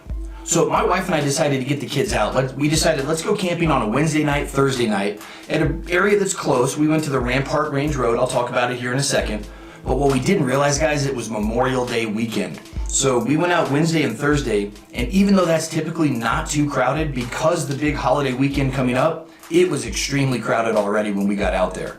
Now, the Rampart Range Road is a very well-known area. It basically connects Littleton, Colorado, or Sedalia, Colorado, all the way to Colorado Station in the mountains. You don't pay any fees. It's Wednesday and Thursday. We did find a really cool spot, though. Got set up, a beautiful little area here. We had the cabin tent with the heater going. We had the bathroom tent with hot showers, everything you'd want when you're out camping to make you comfortable. Nice setup. Where everything changed was night 2, guys. So night 2, here's where it is. My family and I went to sleep early, about 9:30, 10 o'clock. It's my wife, myself, and 3 kids. We also had our dog with us.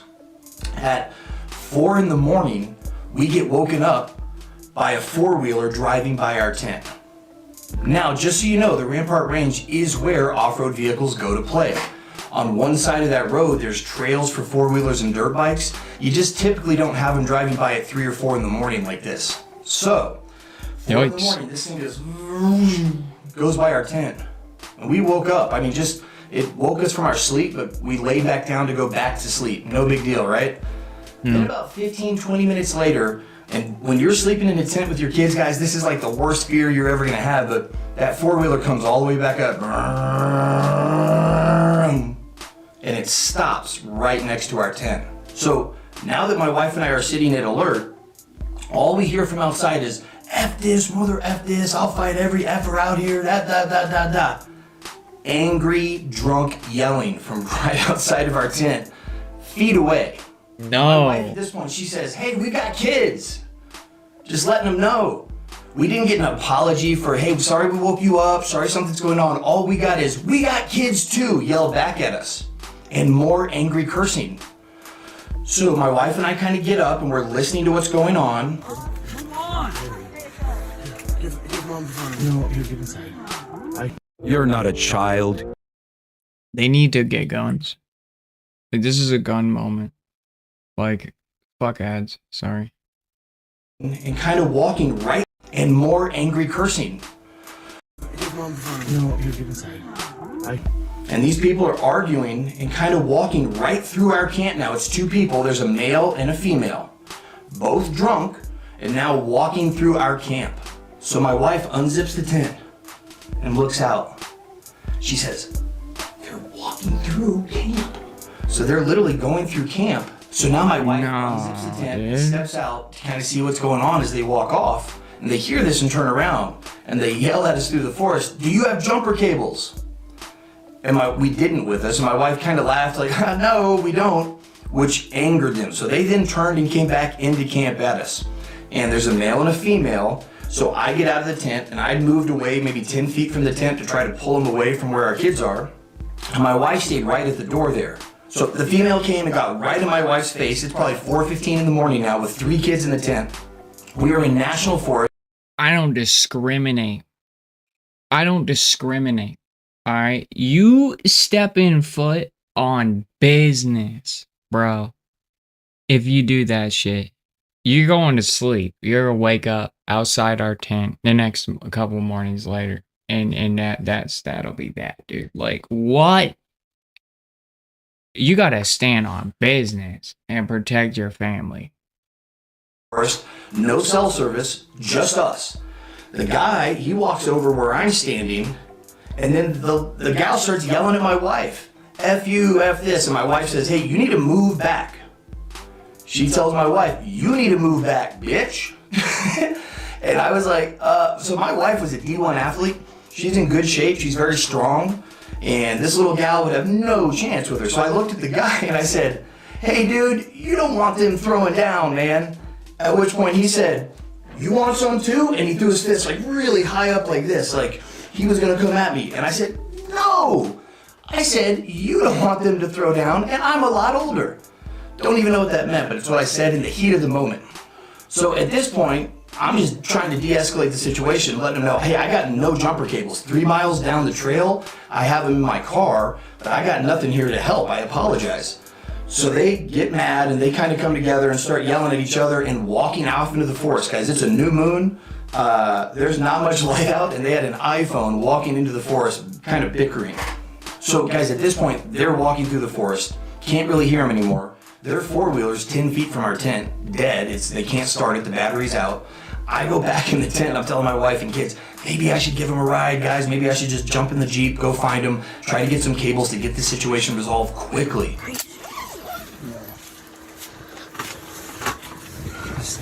I can give them a ride 2 miles, sure, and they'll be done. Okay? They could hurt you. They're not gonna hurt me, okay? I'll give them a ride. Please don't. My family was like, they're really drunk and they might hurt you. You don't know what the situation is. Let's not do that. So instead, we have to figure out what are we gonna do, right? So now we have 30 or 40 minutes probably before they come back. And I told my family, I was like, do you think these guys are gonna be happier when they come back from camp? Do we know who's back at camp that's gonna be coming with them? Might they? Wise man. Have a weapon or something with them? We don't know, but we do know that they're going to come back here and get this four-wheeler within the next hour or so. So, first thought for my wife was, let's pack up and go. Let's get out of here. Let's just not even involve ourselves in the situation, which is the right move. However, we had 2 carloads worth of stuff, all kinds of gear. It's middle of the night, pitch black. No way that we would get that all broken down and put up in time. So instead, she decides, you know what, I'm gonna get the kids in the car and you wake up camp. Let's get the fire going. Let's get the grill going. Let's get coffee going. We'll have the lantern bright as can be. And we'll be ready when they come back to do what we need to do. Now also at this time, while she's getting the kids in the car. Dude's a devious. I love this plan. This is genius. This guy. He's earned my respect. I went in the tent and I do have a gun with me, right? So one thing I did is, when I camp with my family, guys, I almost always bring one gun for protection with us. Almost always a shotgun that we can leave in the cabin tent just in case, right? Some freak thing happens with a bear or some sort of sick animal that's very aggressive or something like that. In this scenario, I had brought a pistol. I had a 9mm pistol with me. And that's what I went in, put a clip in, a loaded clip, didn't ever chamber a round in the gun, and then just had it in my coat pocket, right? Out in federal land on the National Forest, you can carry weapons, so had my gun in my pocket just in case. So I got the lantern lit up, camp's bright, got the fire pit going, fire's blazing. I got the stove boiling water and making coffee. Just about the time I had some coffee made, you can hear another four-wheeler coming back to camp. So here I am, drinking coffee, pistol in my pocket, kids in the car with the lights out, but ready to go if needed, and unsure what's gonna happen. Now the 2 people who came back were the same 2 that left. There was no one additional. They were just angry and yelling at me the whole time. I tried to let them know I could help. I have lights, I have a lantern, can I help? At which point the guy tried to fight me again. He threatened to put his fists up and ask me if I wanted some. 2 times this guy has threatened to fight me out in the forest. Pitch black forest, middle of the night, no one to help, you can't call on the phone. It's exactly what you don't want to be in as far as situations go, let alone when you have your kids in the car like that. So this guy is like too drunk to even walk up the little bank here, and I say, guys, I'm not trying to fight, but I have a lantern. Would it help if I bring some light and just help you get this thing started? At which point they finally backed off. The tension started to ease a little bit, and they said, yeah, you know what, we probably could. Now around this time, my wife got out of the car as well. She came over and she was just letting them know, hey guys, sorry for all the yelling back and forth, but you just freaked us out. We had no idea what's going on. Our kids are in this tent. We had no clue. And then at this point, the other gal starts apologizing to us, and they're all trying to save face at this time. So my wife goes back in the car. It takes us another 30 or 40 minutes to actually jump that four-wheeler and get it going. At this point, we got it started. And they were almost wanting to have drinks and hang out and, make amends. And I told them, guys, I drank earlier in the day, but I'm drinking coffee because if you look, the sun's up. So you guys probably need to head back to camp, sleep it off a little bit, and we'll see you around.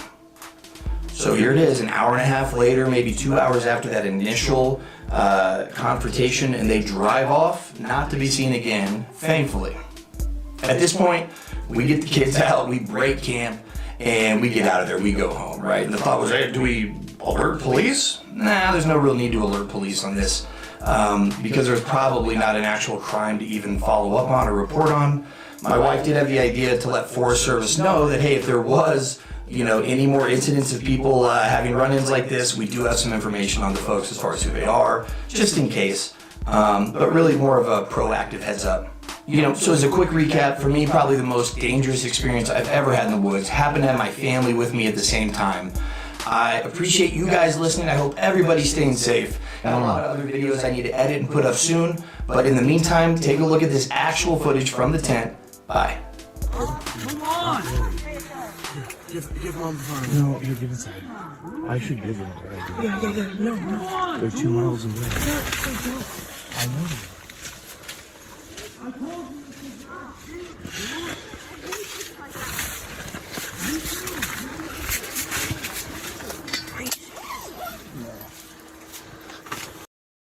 I'm telling you, dude. People think that you should better pray to God that's not me, dude. Like, I'm just saying, dude. Like, you would be a story.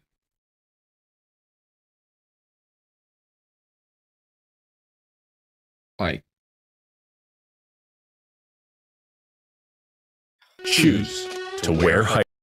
You would be a story. You would be in the news. I just.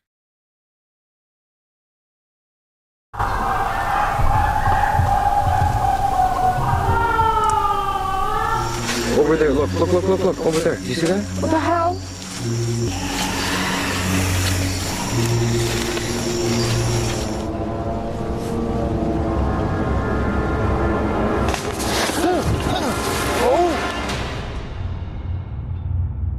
How you doing? I'm Callan and this is Slapped Ham. Today we're looking at some scary videos. While camping in Box Hill, an ancient wooded area southwest of London, something eerie happens in the dead of night.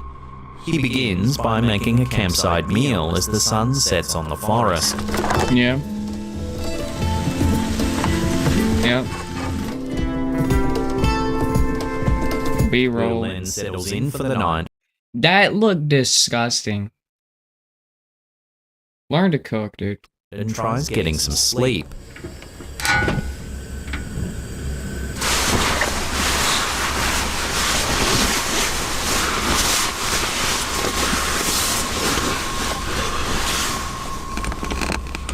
However, in the middle of the night, something terrifying wakes him up.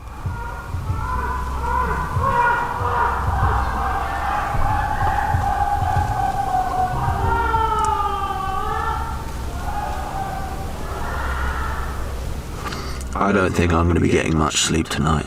Screaming can be heard in the distance.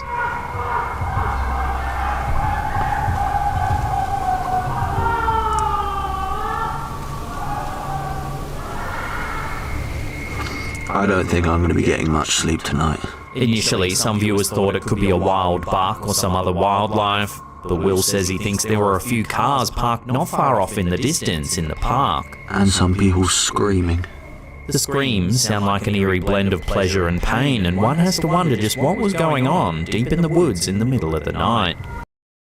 Obviously, we know what's going on. People are getting freaky, and I don't care. Anyway, Noah and Sam.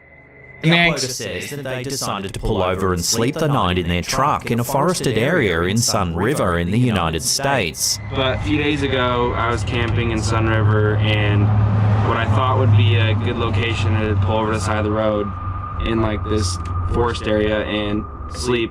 The OP managed to capture some GoPro footage of the terrifying encounter that unfolded in the middle of the night. Watch. No. He's literally walking. He's literally walking from my truck. They can't be. The back door's locked. I can never scared him forever. I don't think he knows that there's anyone in here. It's pitch black in the middle of the forest at 2:30 a.m. Oh, that's crazy, dude. Yeah, that one's a little freaky, dude. That one's got me a little. Oh my gosh, dude. Nah, dude. No. You can hear someone walking around the truck. He's walking around. I don't get it. He's literally walking. My truck. Luckily, the truck is locked, but the person continues to tap at the vehicle. They can't be. The back door's locked. I can never be scared of him forever. I don't think he knows that there's anyone in here.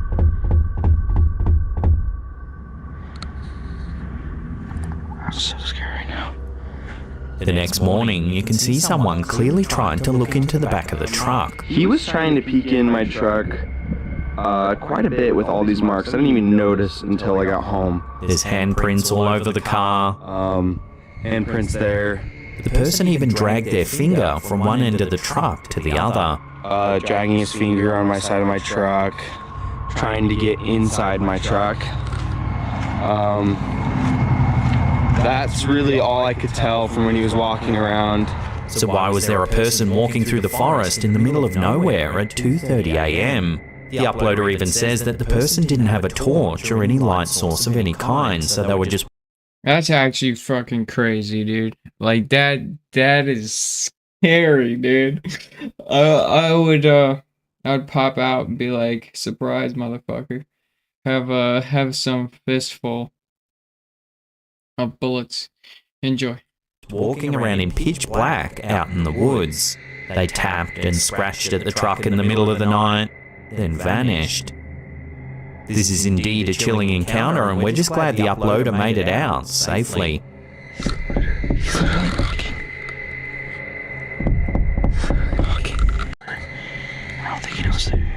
Comes something of an internet legend. Project Amber is a popular travel and camping YouTube channel that documents the roving exploits of CJ and his partner Emma. In 2018, while driving through the French... Prospering exploit? Wait, what? I don't... Weird vocabulary. Dude, just keep it to English, man. What are you talking about? Countryside in his old converted ambulance, CJ had to pull over for the night to fix his malfunctioning camper fridge. The area was an old, overgrown camping spot in a rural forest with no one visible for miles and miles. Okay. While filming the vlog about fixing the fridge, things take a turn for the eerie. Right. Now I'm sure with house fridges you're supposed to... I'm going to give it the full 24 hours, I think. To, what are you looking at? Soon, CJ's dog begins acting strangely. To, what are you looking at? You keep freaking me out, dog. There's no one over there.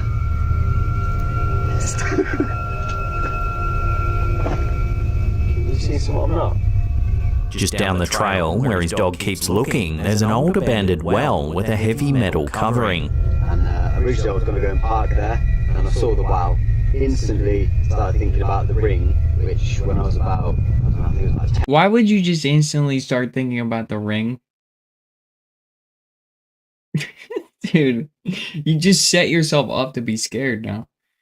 Doofus. And when it came out, scared the out of me. For like a month I didn't sleep properly. The next night, CJ records an update for his Instagram.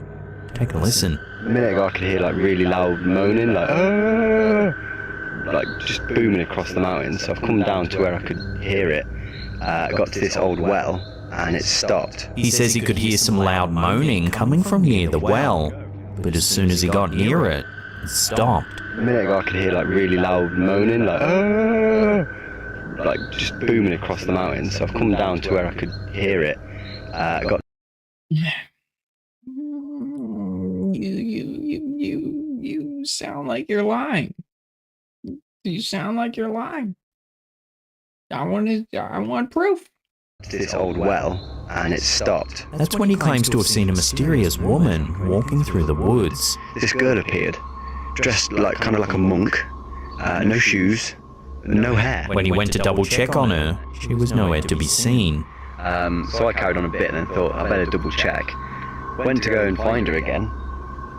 She's gone. A short while later, he manages to get a glimpse of the woman on camera. Oh, hell no, dude. If that's real, get the fuck out of there, dude. What are you doing? Lee, dude, the way that she was strolling was inhuman. I'm a video analyst, and I'll tell you one thing here. That the way that this movement is in this is insanely creepy. Camera.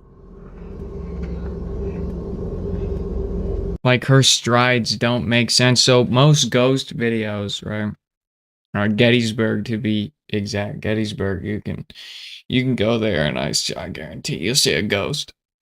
Like, I've seen them. I've gone to Gettysburg and I've seen them. Like, you see them. Like, they're just every fucking where. I have chills, by the way.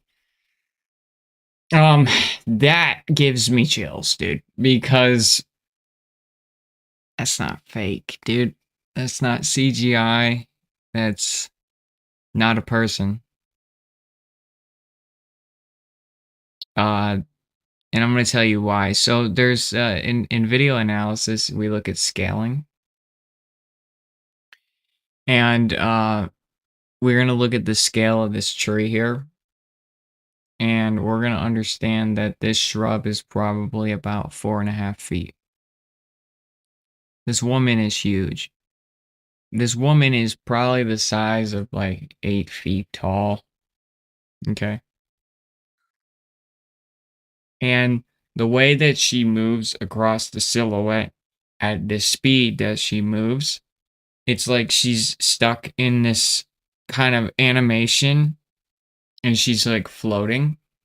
It's terrifying. She's gone. A short while later, he manages to get a glimpse of the woman on camera. Like how fast she's moving is crazy. So I carried on a bit and then thought I better double check. Went to go and find her again. She's gone. A short while later, he manages to get a glimpse of the woman on camera. Like, just the way that she's moving is so... It's like she's... Like, oh, it's so crazy, dude. God, that's so creepy. That's so creepy. The OP says that normally his dog Lance runs over to people excitedly to greet them. This time, he didn't. Instead, he just nervously looked over in the direction of the woman, whining. He's looking over in that direction of where it is. So I'm like, nah mate, I might move. The last time CJ saw the woman, she was running at full pace through the forest. Then she simply vanished and was never seen again. I saw the girl another 2 times. The last time I was near the van and she was running through the forest. I left. I was gone. The following day, once the fridge had time to settle, CJ promptly left the strange abandoned camping area altogether. Nah, maybe there's an explanation to it all, but I wasn't sticking around. I left. I booted it. I'm about 50 miles from there now. Since this video, viewers have scrutinized the encounter, hoping to come up with an explanation. Many have noted CJ's authenticity and that he genuinely seems freaked out by the incident. The vast majority of the channel's content is about travel and camping and doesn't... Yeah, dude, that's real. And I think he really got something. Like, I think he really actually caught something. And that's freaky, man. That is freaky. I'll tell you that video is not fake. That's not a person. Whatever it was not a human. It was like 8 feet tall. Golly, that's not okay. Doesn't sway into the realms of the paranormal at all. Nor does CJ do any pranks or skits or anything that would make it seem as though the encounter was staged. So what's to be made of this eerie event then? Who was the woman? Where was the moaning coming from? And did that locked up well have anything to do with it? I'd love to hear your take on this one. Have you heard? Dude, that like gives me the chills. of it before, and do you think something paranormal was at play? Let me know your thoughts in the comments down below.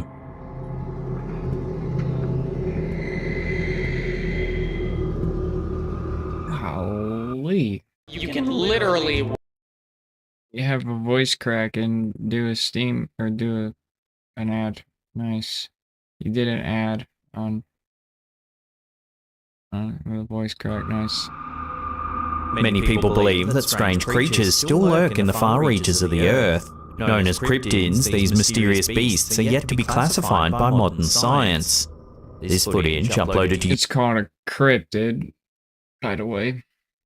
YouTube by Vision Paranormal might just show one such cryptid, the legendary Wendigo. The Wendigo is a mythological creature that originates from North American folklore. It's described as having huge antlers, an emaciated body, a nauseating stench, and in some cases a heart made of ice. However, its most terrifying characteristic is its insatiable craving for human flesh. Even when it's just fed, its hunger isn't satisfied. Legends say that humans can... That's all wrong, by the way. Like, all of that is incorrect. So, get a source, dude. Also be possessed by the Wendigo, causing them to... Now, also wrong. Golly, dude, this guy is such a fucking... I can't, for religious reasons, talk about this individual thing, but what I can tell you that he's wrong. And if you want to know about it, look up the Native American situation about that, because that's 100% where it originated from, and that's 100% its origin. So this being right, like completely fabricated, like so annoying. Turn against their own kind. The YouTuber who shared this footage claims it comes from the recovered camera of a young couple who disappeared after getting lost while hiking in the Emerson County forest. As the footage begins, we can see the dense foliage as the couple walks along a path.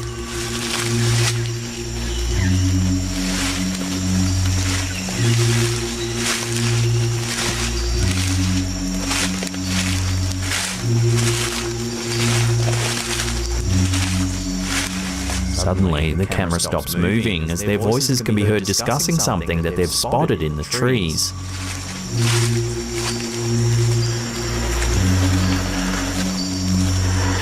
Did you see that?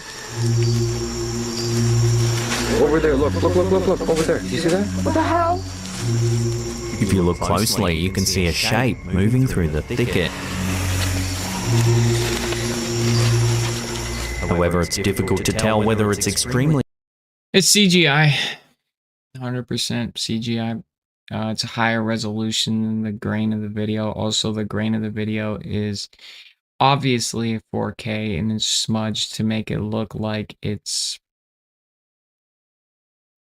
2K. It's bad. This is a bad rework. Completely fake. Well camouflaged or actually semi-transparent. I don't like this. Did you see that? Right there. Look. Oh my god. They watch it for a few seconds before it lets out a terrifying screech. I don't like it. Okay, fuck. The hikers quickly run. Absolutely fake, bro. Beyond fake. Like, rolling my eyes. The camera jostles violently, but we can still hear the creatures shrieking as it chases them through the trees. A few seconds later, the camera falls to the ground, and the sounds fade into... Why would you add that shit effect?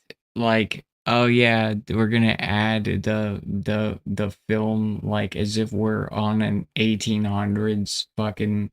Get the fuck out of here, you fucking losers. To the distance.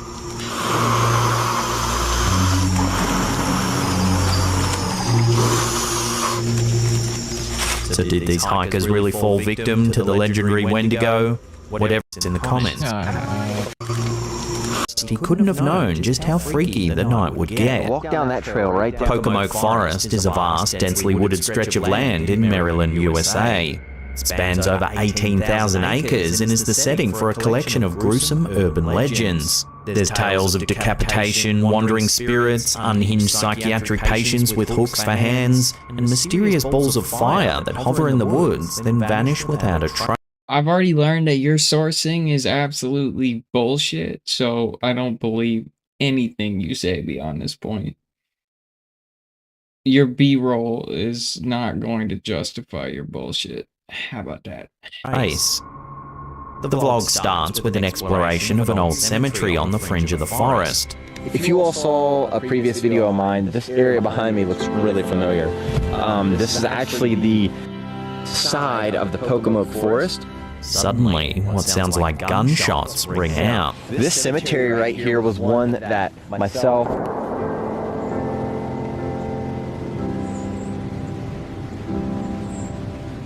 This is a stark reminder that often reality is much scarier than any urban legend. Sonny is out of town for a few days, and what that means is I gotta go and I gotta keep on making and creating.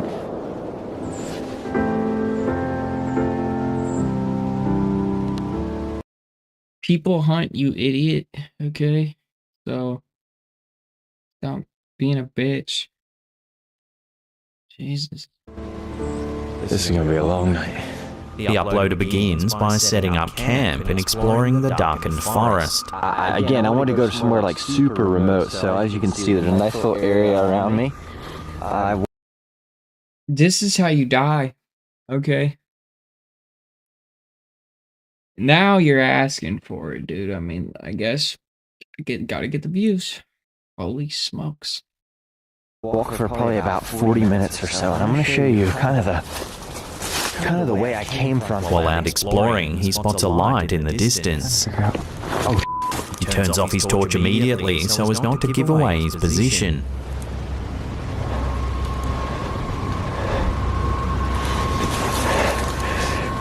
That's somebody's light. That's somebody's light right there. Alright, I gotta be able to make my way somewhere. That's somebody's light. At first, it's reminiscent of the balls of flame that are rumoured to float through the forest at night time. This is kind of weird. It's kind of been a standoff. I've had my lights off ever since. But it soon becomes apparent that it's another person walking through the woods.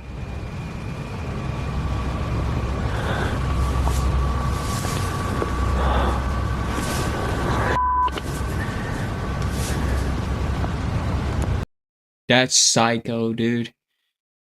That's actually crazy, dude. Oh, dude, I would pee myself.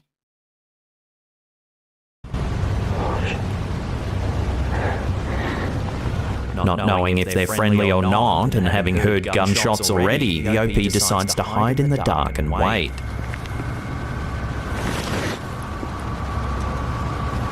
It's 1:30 AM and the person just slowly walks through the forest.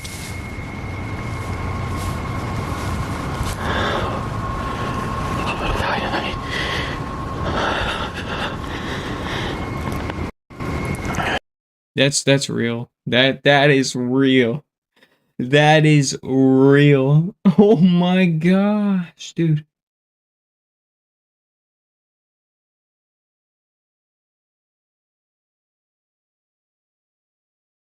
Damn. That's real, dude. The amount of fear that this guy is experiencing right now is real. When you just start breathing like that and you just start getting scared, that is crazy, dude. Like, oh man.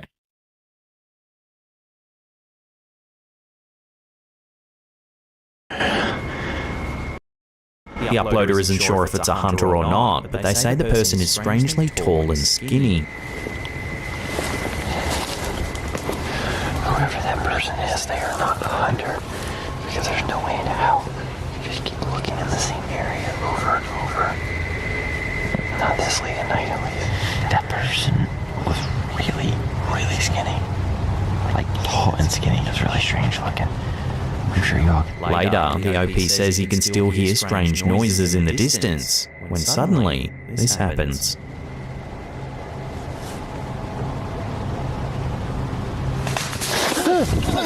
Oh!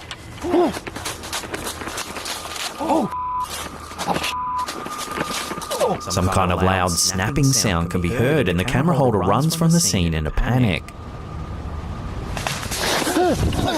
Oh!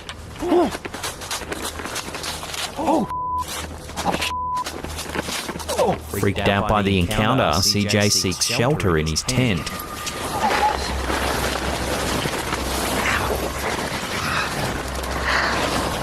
Oh, jeez.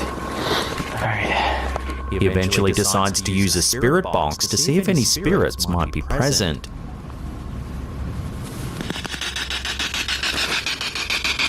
Are there any spirits present here tonight? Something appears to smash the side of the tent.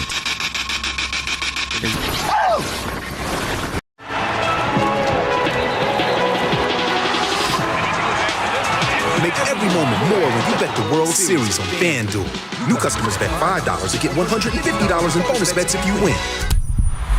Shut up. I'm trying to run out of blocker.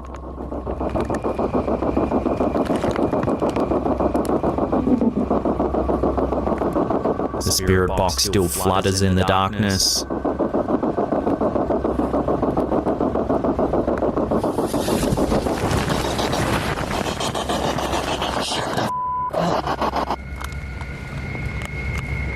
Somehow CJ musters the courage to spend the rest of the night in the forest.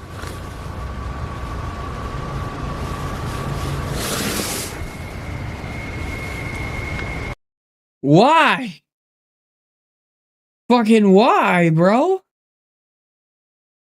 You're so good. You're soaking crazy, bro. You're soaking crazy. This dude's got balls.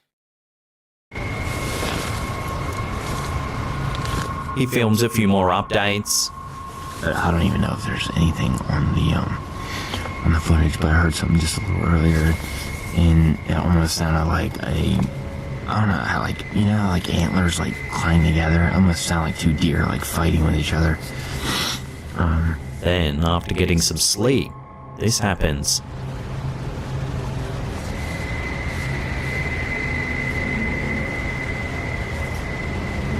Someone is lurking just outside of the tent.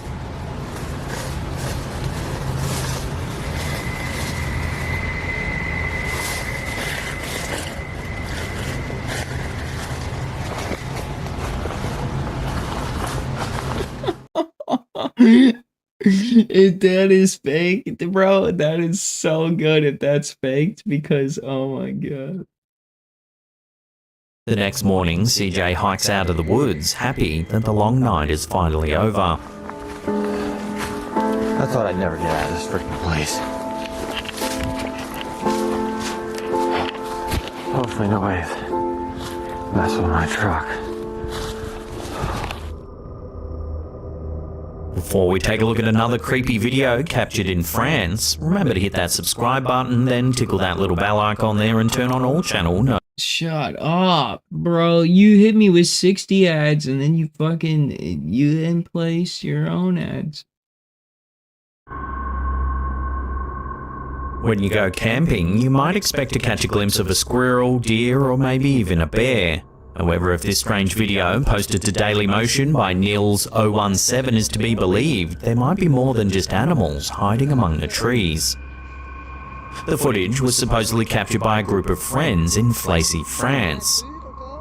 It's dark out, so they stand close to a roaring bonfire. The campers can be heard laughing and joking around, when suddenly their fun comes to an abrupt halt.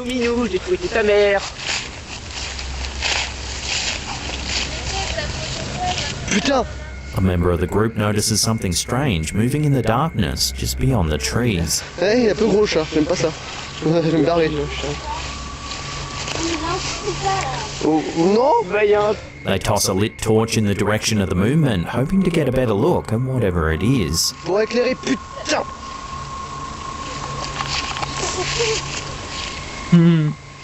Suddenly, a small creature with grey skin peeks out from behind a tree. It appears to have large dark eyes. Yeah, that's just a alien rendition, like it's fake. Come on, dude. Like, it took like literally every model from a video game of an alien and just put it in a video. Eyes and long fingers that slowly reach toward the burning torch.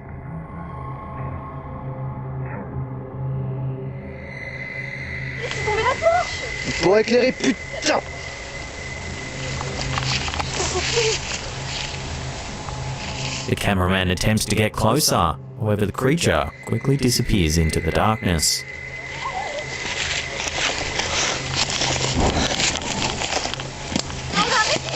While the figure's appearance certainly does resemble that of extraterrestrials often depicted in movies, others think that the creature might actually be some sort of earthly cryptid.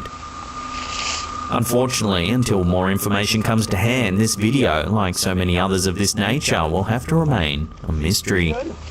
It's not a mystery, it's fake. It's fake. Okay, we saw some good ones though. I gotta say, there were some good ones there.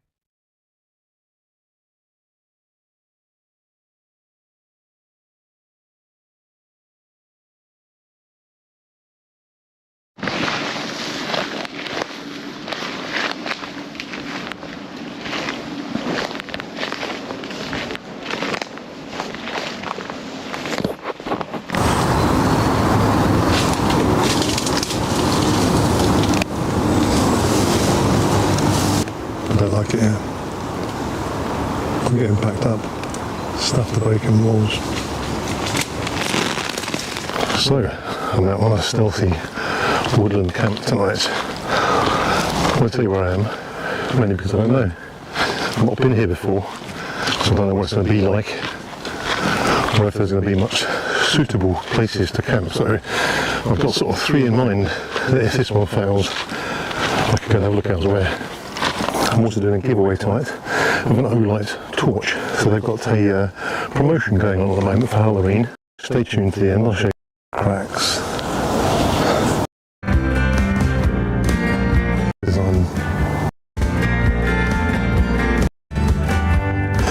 Right, so I'm keeping my voice low because I'm sure there's some people around here keeping some weird noises and not just crunches and cracks.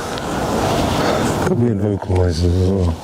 Anyway, so this is the i3E EOS Halloween edition, Spooky Skulls, which is basically a keychain torch. It comes with a AAA battery already inside it. So this is what Olive sent me. This is the power bank inside. So it supports charging of the sitting in the woods. It's a really good one of these. See what I mean? And they sell some decent equipment. So yeah, if you want to grab yourself one of these, 40% off. There'll be a link in the description below.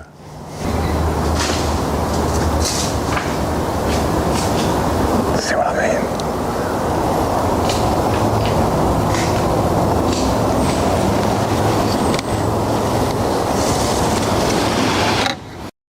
Hell no, dude. Golly, that's not okay. They're not on a trail, whatever it is. I mean, it's an animal. Something. Just beelining it in that. Damn. Yeah, a lot of predators will like to circle you, and kind of just stay out of sight and just make noises to scare you into running so they can chase you.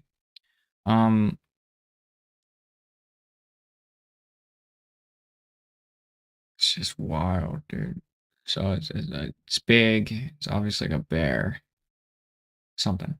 It's something. It's an animal. I mean, humans are not going to make that much noise. It was like snapping logs. It sounded like.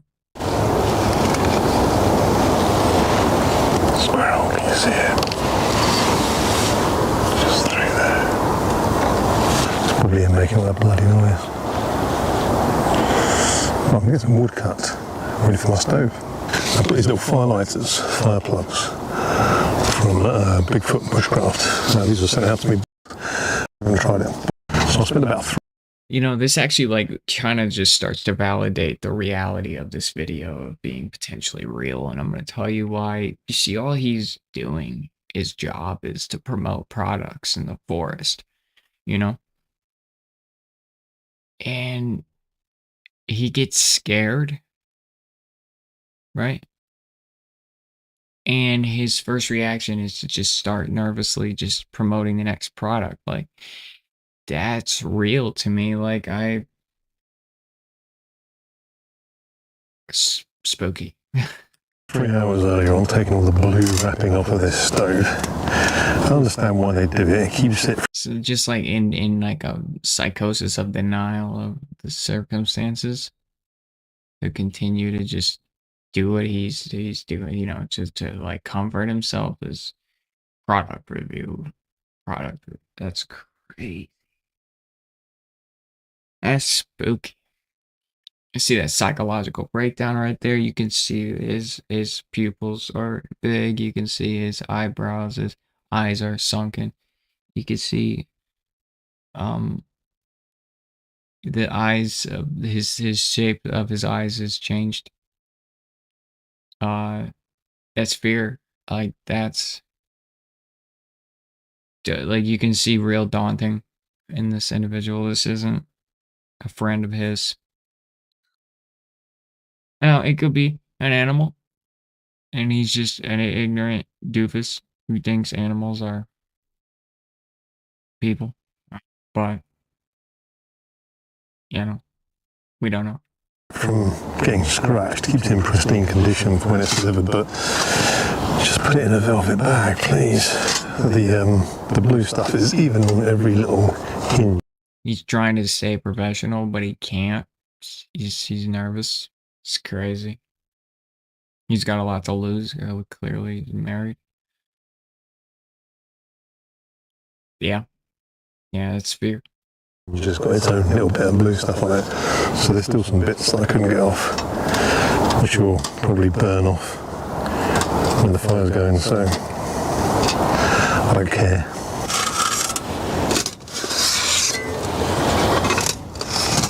You can see he's trying to be quiet too while pulling that stuff out. Yeah, this guy needs to leave, man.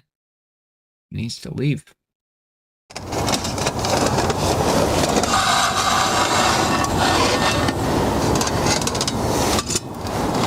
Well, I won't need the mesh top because I'm not going to be cooking on that. I've got my stove and I'm not cooking tonight. So I had the intentions of having burgers again and cooking them on this fire stove as well. Man, he's scared, dude. I feel sorry for him, dude. Like, he's terrified, man.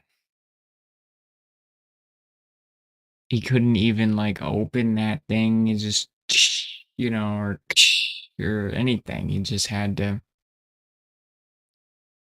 Man, dude, if you're ever in the woods and you're unsafe, don't leave. Just leave. There's no point to die. There's woods everywhere. Okay, go to the other ones. My God.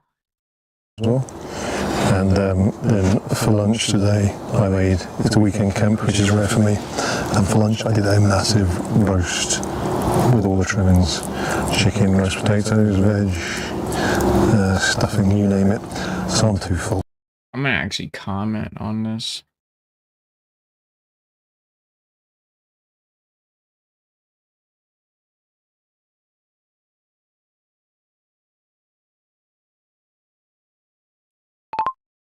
If you ever feel like you're unsafe, don't just nervously try to review another product. Like, just leave.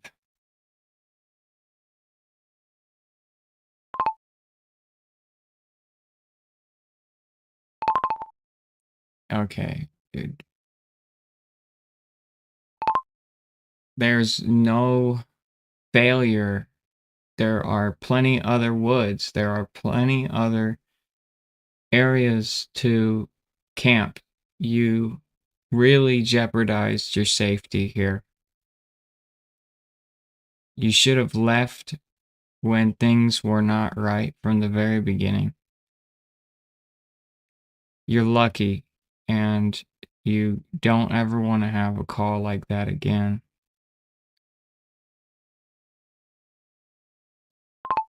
Sometimes you just gotta tell people how it is. I mean,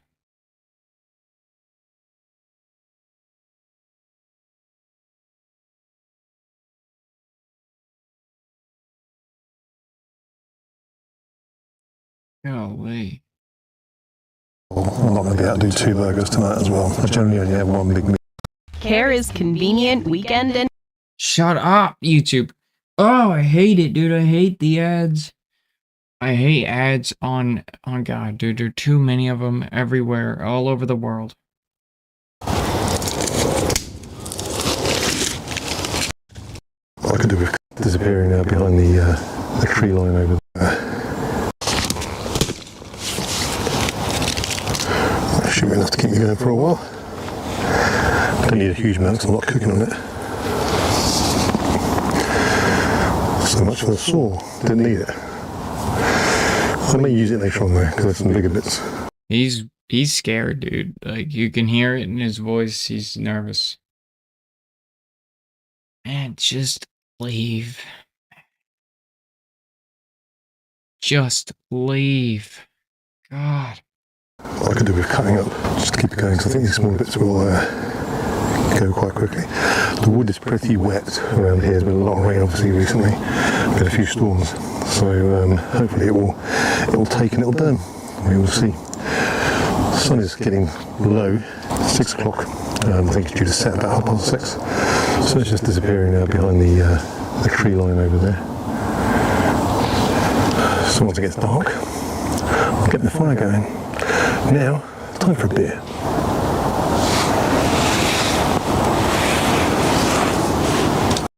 Does he look like he's having fun camping? No. So leave. God. Oh my gosh.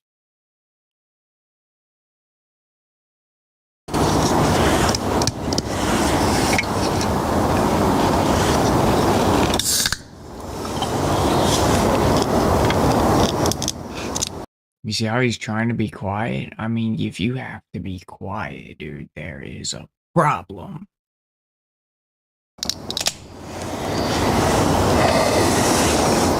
Cheers. Yes, dude, literally stealth camp, dude. For survival.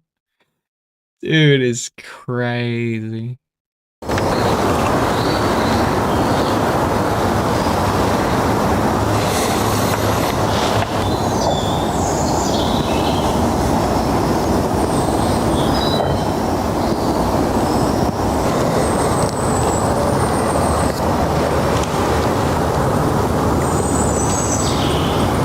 So nice just sitting here listening to the sounds of the woods.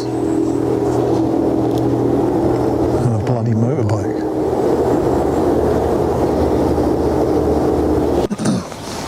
Right, well it is well and truly dark now, so I'm going to go get the fire on, and then I'm going to get some food, sit by the fire and have a little snack. So this is what it looked like. So you see, now that he's calmed down, you can see a completely different demeanor from him because he's not scared anymore. And you can't just live in denial, dude. Come on.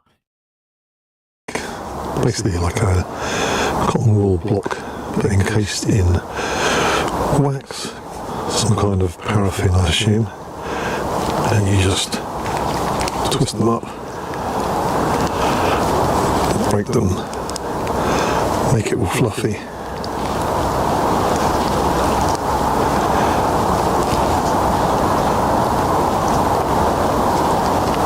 Like so. Light it, and hopefully that'll start the fire. They actually smell really nice. They're almost like a strawberry fruit flavour. Just get some leaves, bro, and just get some tree bark. Okay, get some leaves and just put the leaves on the tree bark on a tree and let them sit there for like 4 hours and they will be dry and used as kindling. You don't need to do that. Now, if the leaves are super soaked, then you just go into a tree and you get an inner bark layer. Okay, you grab the bark that's dry on the outside and you strip it down, and then you'll have inner bark layers that are dry on the interior of the bark in the tree. Okay, because trees are insulated, right? There you go. You don't need to buy this fancy crap to start a fire, man.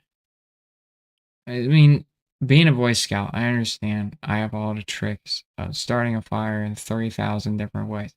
I understand that. But this is ridiculous. Another thing, start your fire and bring a rake with you if you're camping, guys. Grab like a portable rake, all right, and rake away the leaves. This is how you burn your campsite to the ground. Okay? Your shoe isn't enough. Just get a rake. And if the topsoil, guess what? If you got a bunch of ground underneath you, again, and the leaves are covered and drenched and they become a sog fest and you rake it away, what's underneath wet? Dry. Okay? Because you're in an insulated forest where there is running water over leaves or wet leaves falling off of trees and stacking up on the ground. So you have dry ground. What can you see underneath that? You might see dry bark, or you might see needles or nettles, and you might see dry stuff underneath those leaves. And then you can burn it. I tell you, people, like, what are you going to do when you run out of your weird little, like, gizmos, gadgets, and shit?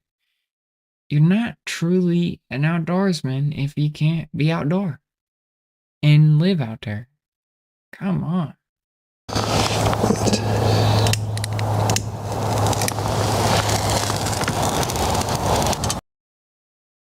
The only thing you need to start a fire is literally a striker. That's it, dude. See if this stuff will burn. I might put a couple in. Carry a lighter just in case it's like an emergency and like you really need a fire, because holy shit, like this is a problem. But you learn to never rely on the lighter. And when camping, learn to rely on your striker.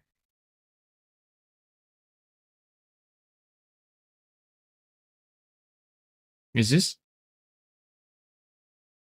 Well, that was quite enjoyable, just sitting by the fire. Didn't have it going for too long, but it was just nice, chilling out. Got a good bit of warmth from it. It's got a bit chilly now, it's not too bad though. So yeah, as no dinner tonight as such, but I've got myself a chicken and mushrooms, like good old Kingston. Lovely. Back in the favourite prawn cocktails. I thought that said wankers, dude. Like, I thought that said wankers. Oh, that would have been funny. And my son bought me a chocolate donut for pudding. I enjoy that, thank you. Alright, it's not exactly late, but I am very tired, and laying in a hammock does not help it. It's just too comfortable. There's a huge amount of noises around here. I've picked a chestnut tree wood, so there are chestnuts crashing around constantly. Sounds like Bigfoot's throwing rocks at the hammock. I've had a couple of near misses and a couple of hits, but yeah, going for a fun night. See you in the morning. Okay. Out of here, ads.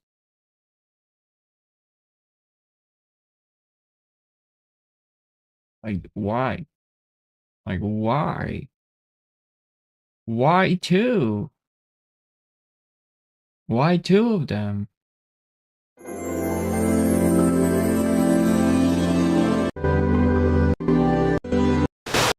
I sort of fell asleep to the sound. I'm actually sitting.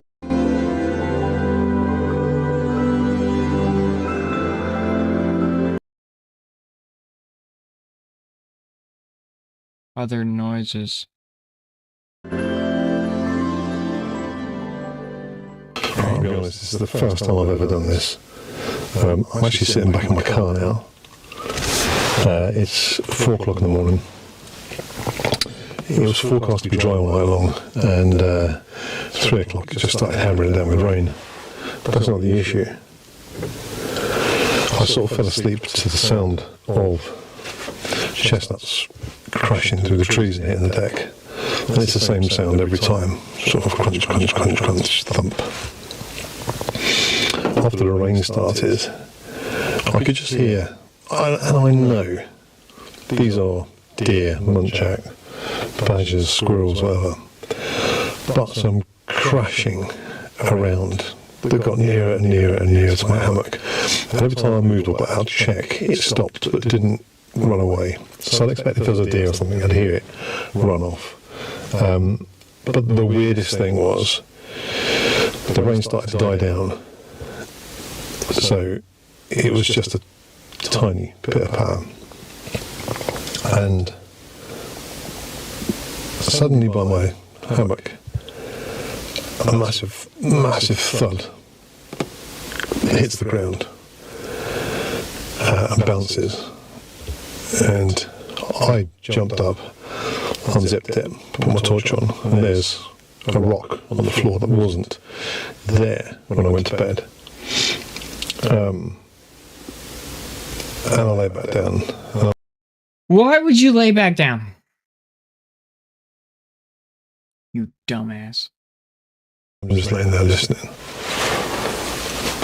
Then another one. And then another one. This went on 3 or 4 times at least. And then a large branch. There was no crack. There wasn't like a crack and then a crash. Just a large branch hit my tarp. It bounced the tarp down onto the hammock and then bounced off the tent. And every time I jumped up and got out, there was no movement, there was no nothing. Now, I don't know what it was. Nature, Bigfoot, chucking stuff. I don't really believe in Bigfoot, by the way. And I understand that, you know, there's a lot of wild creatures out and about. But this has completely freaked me out to the point where the only time I was happy was if I was out of my hammock with my head torch on, just standing there looking around so that I could see at least some of the environment around me. And I thought, I'm not going to stand there for the next 3 hours, so my head torch probably won't last that long with it on full beam so that I can see. So I come back down to the car. It's a bit of a struggle to find it, going through a pitch black woodland that I don't know with no path, but I have done. So I'm going to wait till sunrise and then I'm going to head back up and see what sort of state the camp is in.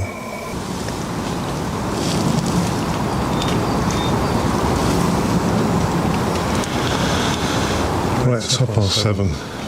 I'm back at camp.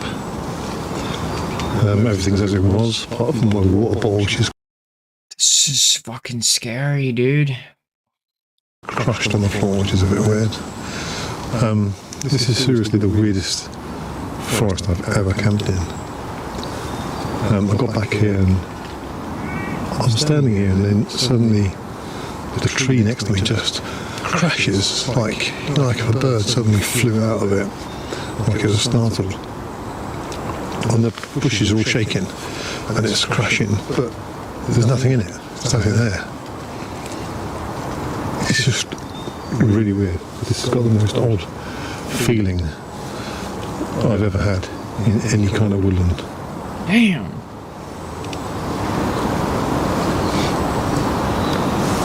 Yeah, I don't mind woodland noises. A bit like when you first start camping, everything sounds a bit weird, and woodland I think is worse than any other place you can camp, because you hear, well, obviously it's full of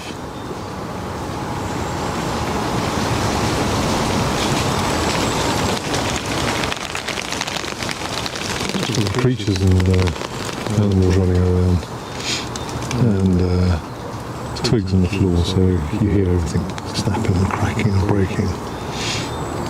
But you get used to it after a while, and you just get to enjoy it. That's really unnatural, dude. Like, there's no point for that, dude. There's like no reason for that. It's freaky, dude. But this was not enjoyable. Not in the slightest. I've never actually had shivers run up my spine before. But last night it was like someone had run a feather from my feet to my neck, where I just tingled. It was weird. But even just now, before I turned the camera on, things are just crashing down around me. It's all quiet then.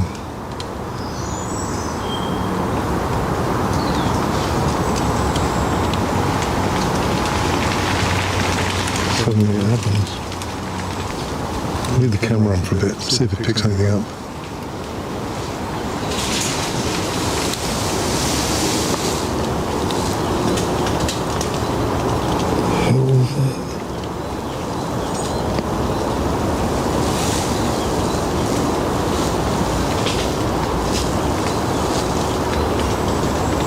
That's so weird.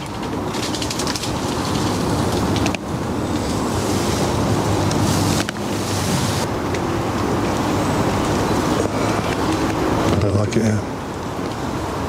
We're getting packed up. Stuff the bacon walls.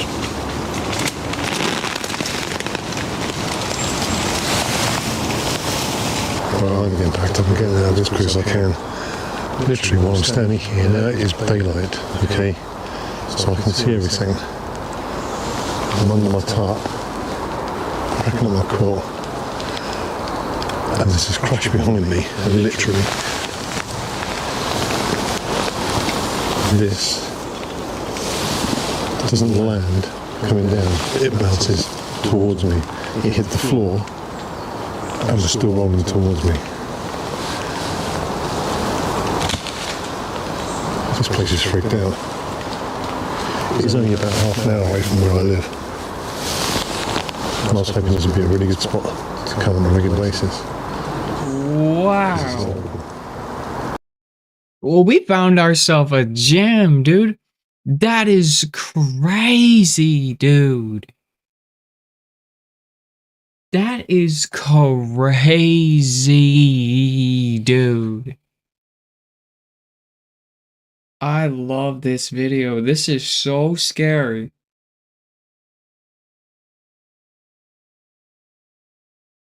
Golly. I'm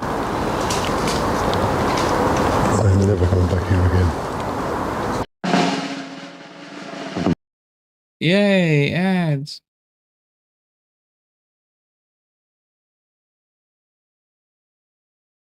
Two of them. Maybe three. Sound here because I've packed my because it's local. I'm never coming back here again. Right, excuse the sound here because I've packed my mic away because I'd finished the camp and I'd done my goodbye video. on the way down here. But I just got back to the car. Bearing in mind, this road is like a desolate, dead-end road. No one comes down here. No one has driven down here. Except for that bin lorry. For the entire night that I was here, the 3 hours or so from 4 o'clock this morning, no one had come down here. And actually you can hear cars coming past here from where I was hammock camping, and I never heard anything all night last night or this morning. So, but I've come down here, and as I've stepped out of the woods, literally the entrance to go in there is just there. And there's a man just walking down the road by me, and he saw me and he went, "Alright?" And I was like, "Alright." He went, "You been camping in the woods?"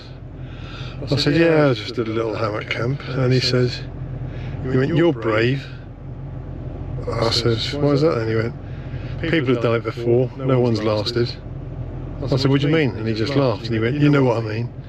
I walked off. And I'm like, yeah, this is just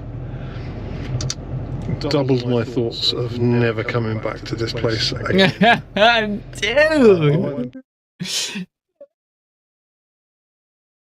This video is awesome. I gotta watch this guy. Pinpoint where it is.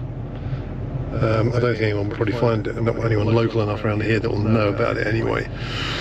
But yeah, I won't pinpoint it to say avoid this place, but I'm never going to come back here again, which is such a shame because it is a really nice woods and it's only about half an hour away from me.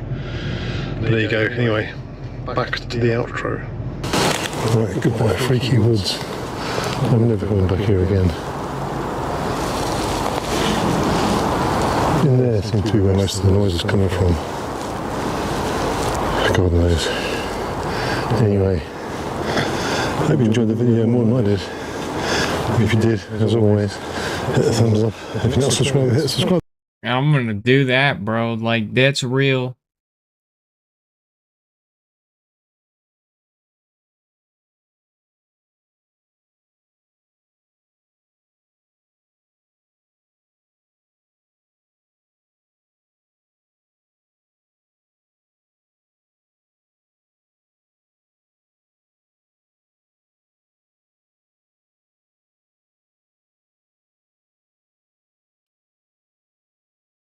My God, dude.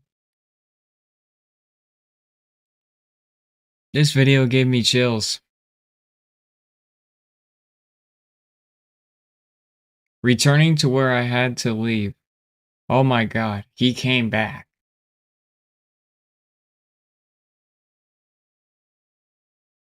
Why? Fuck was that?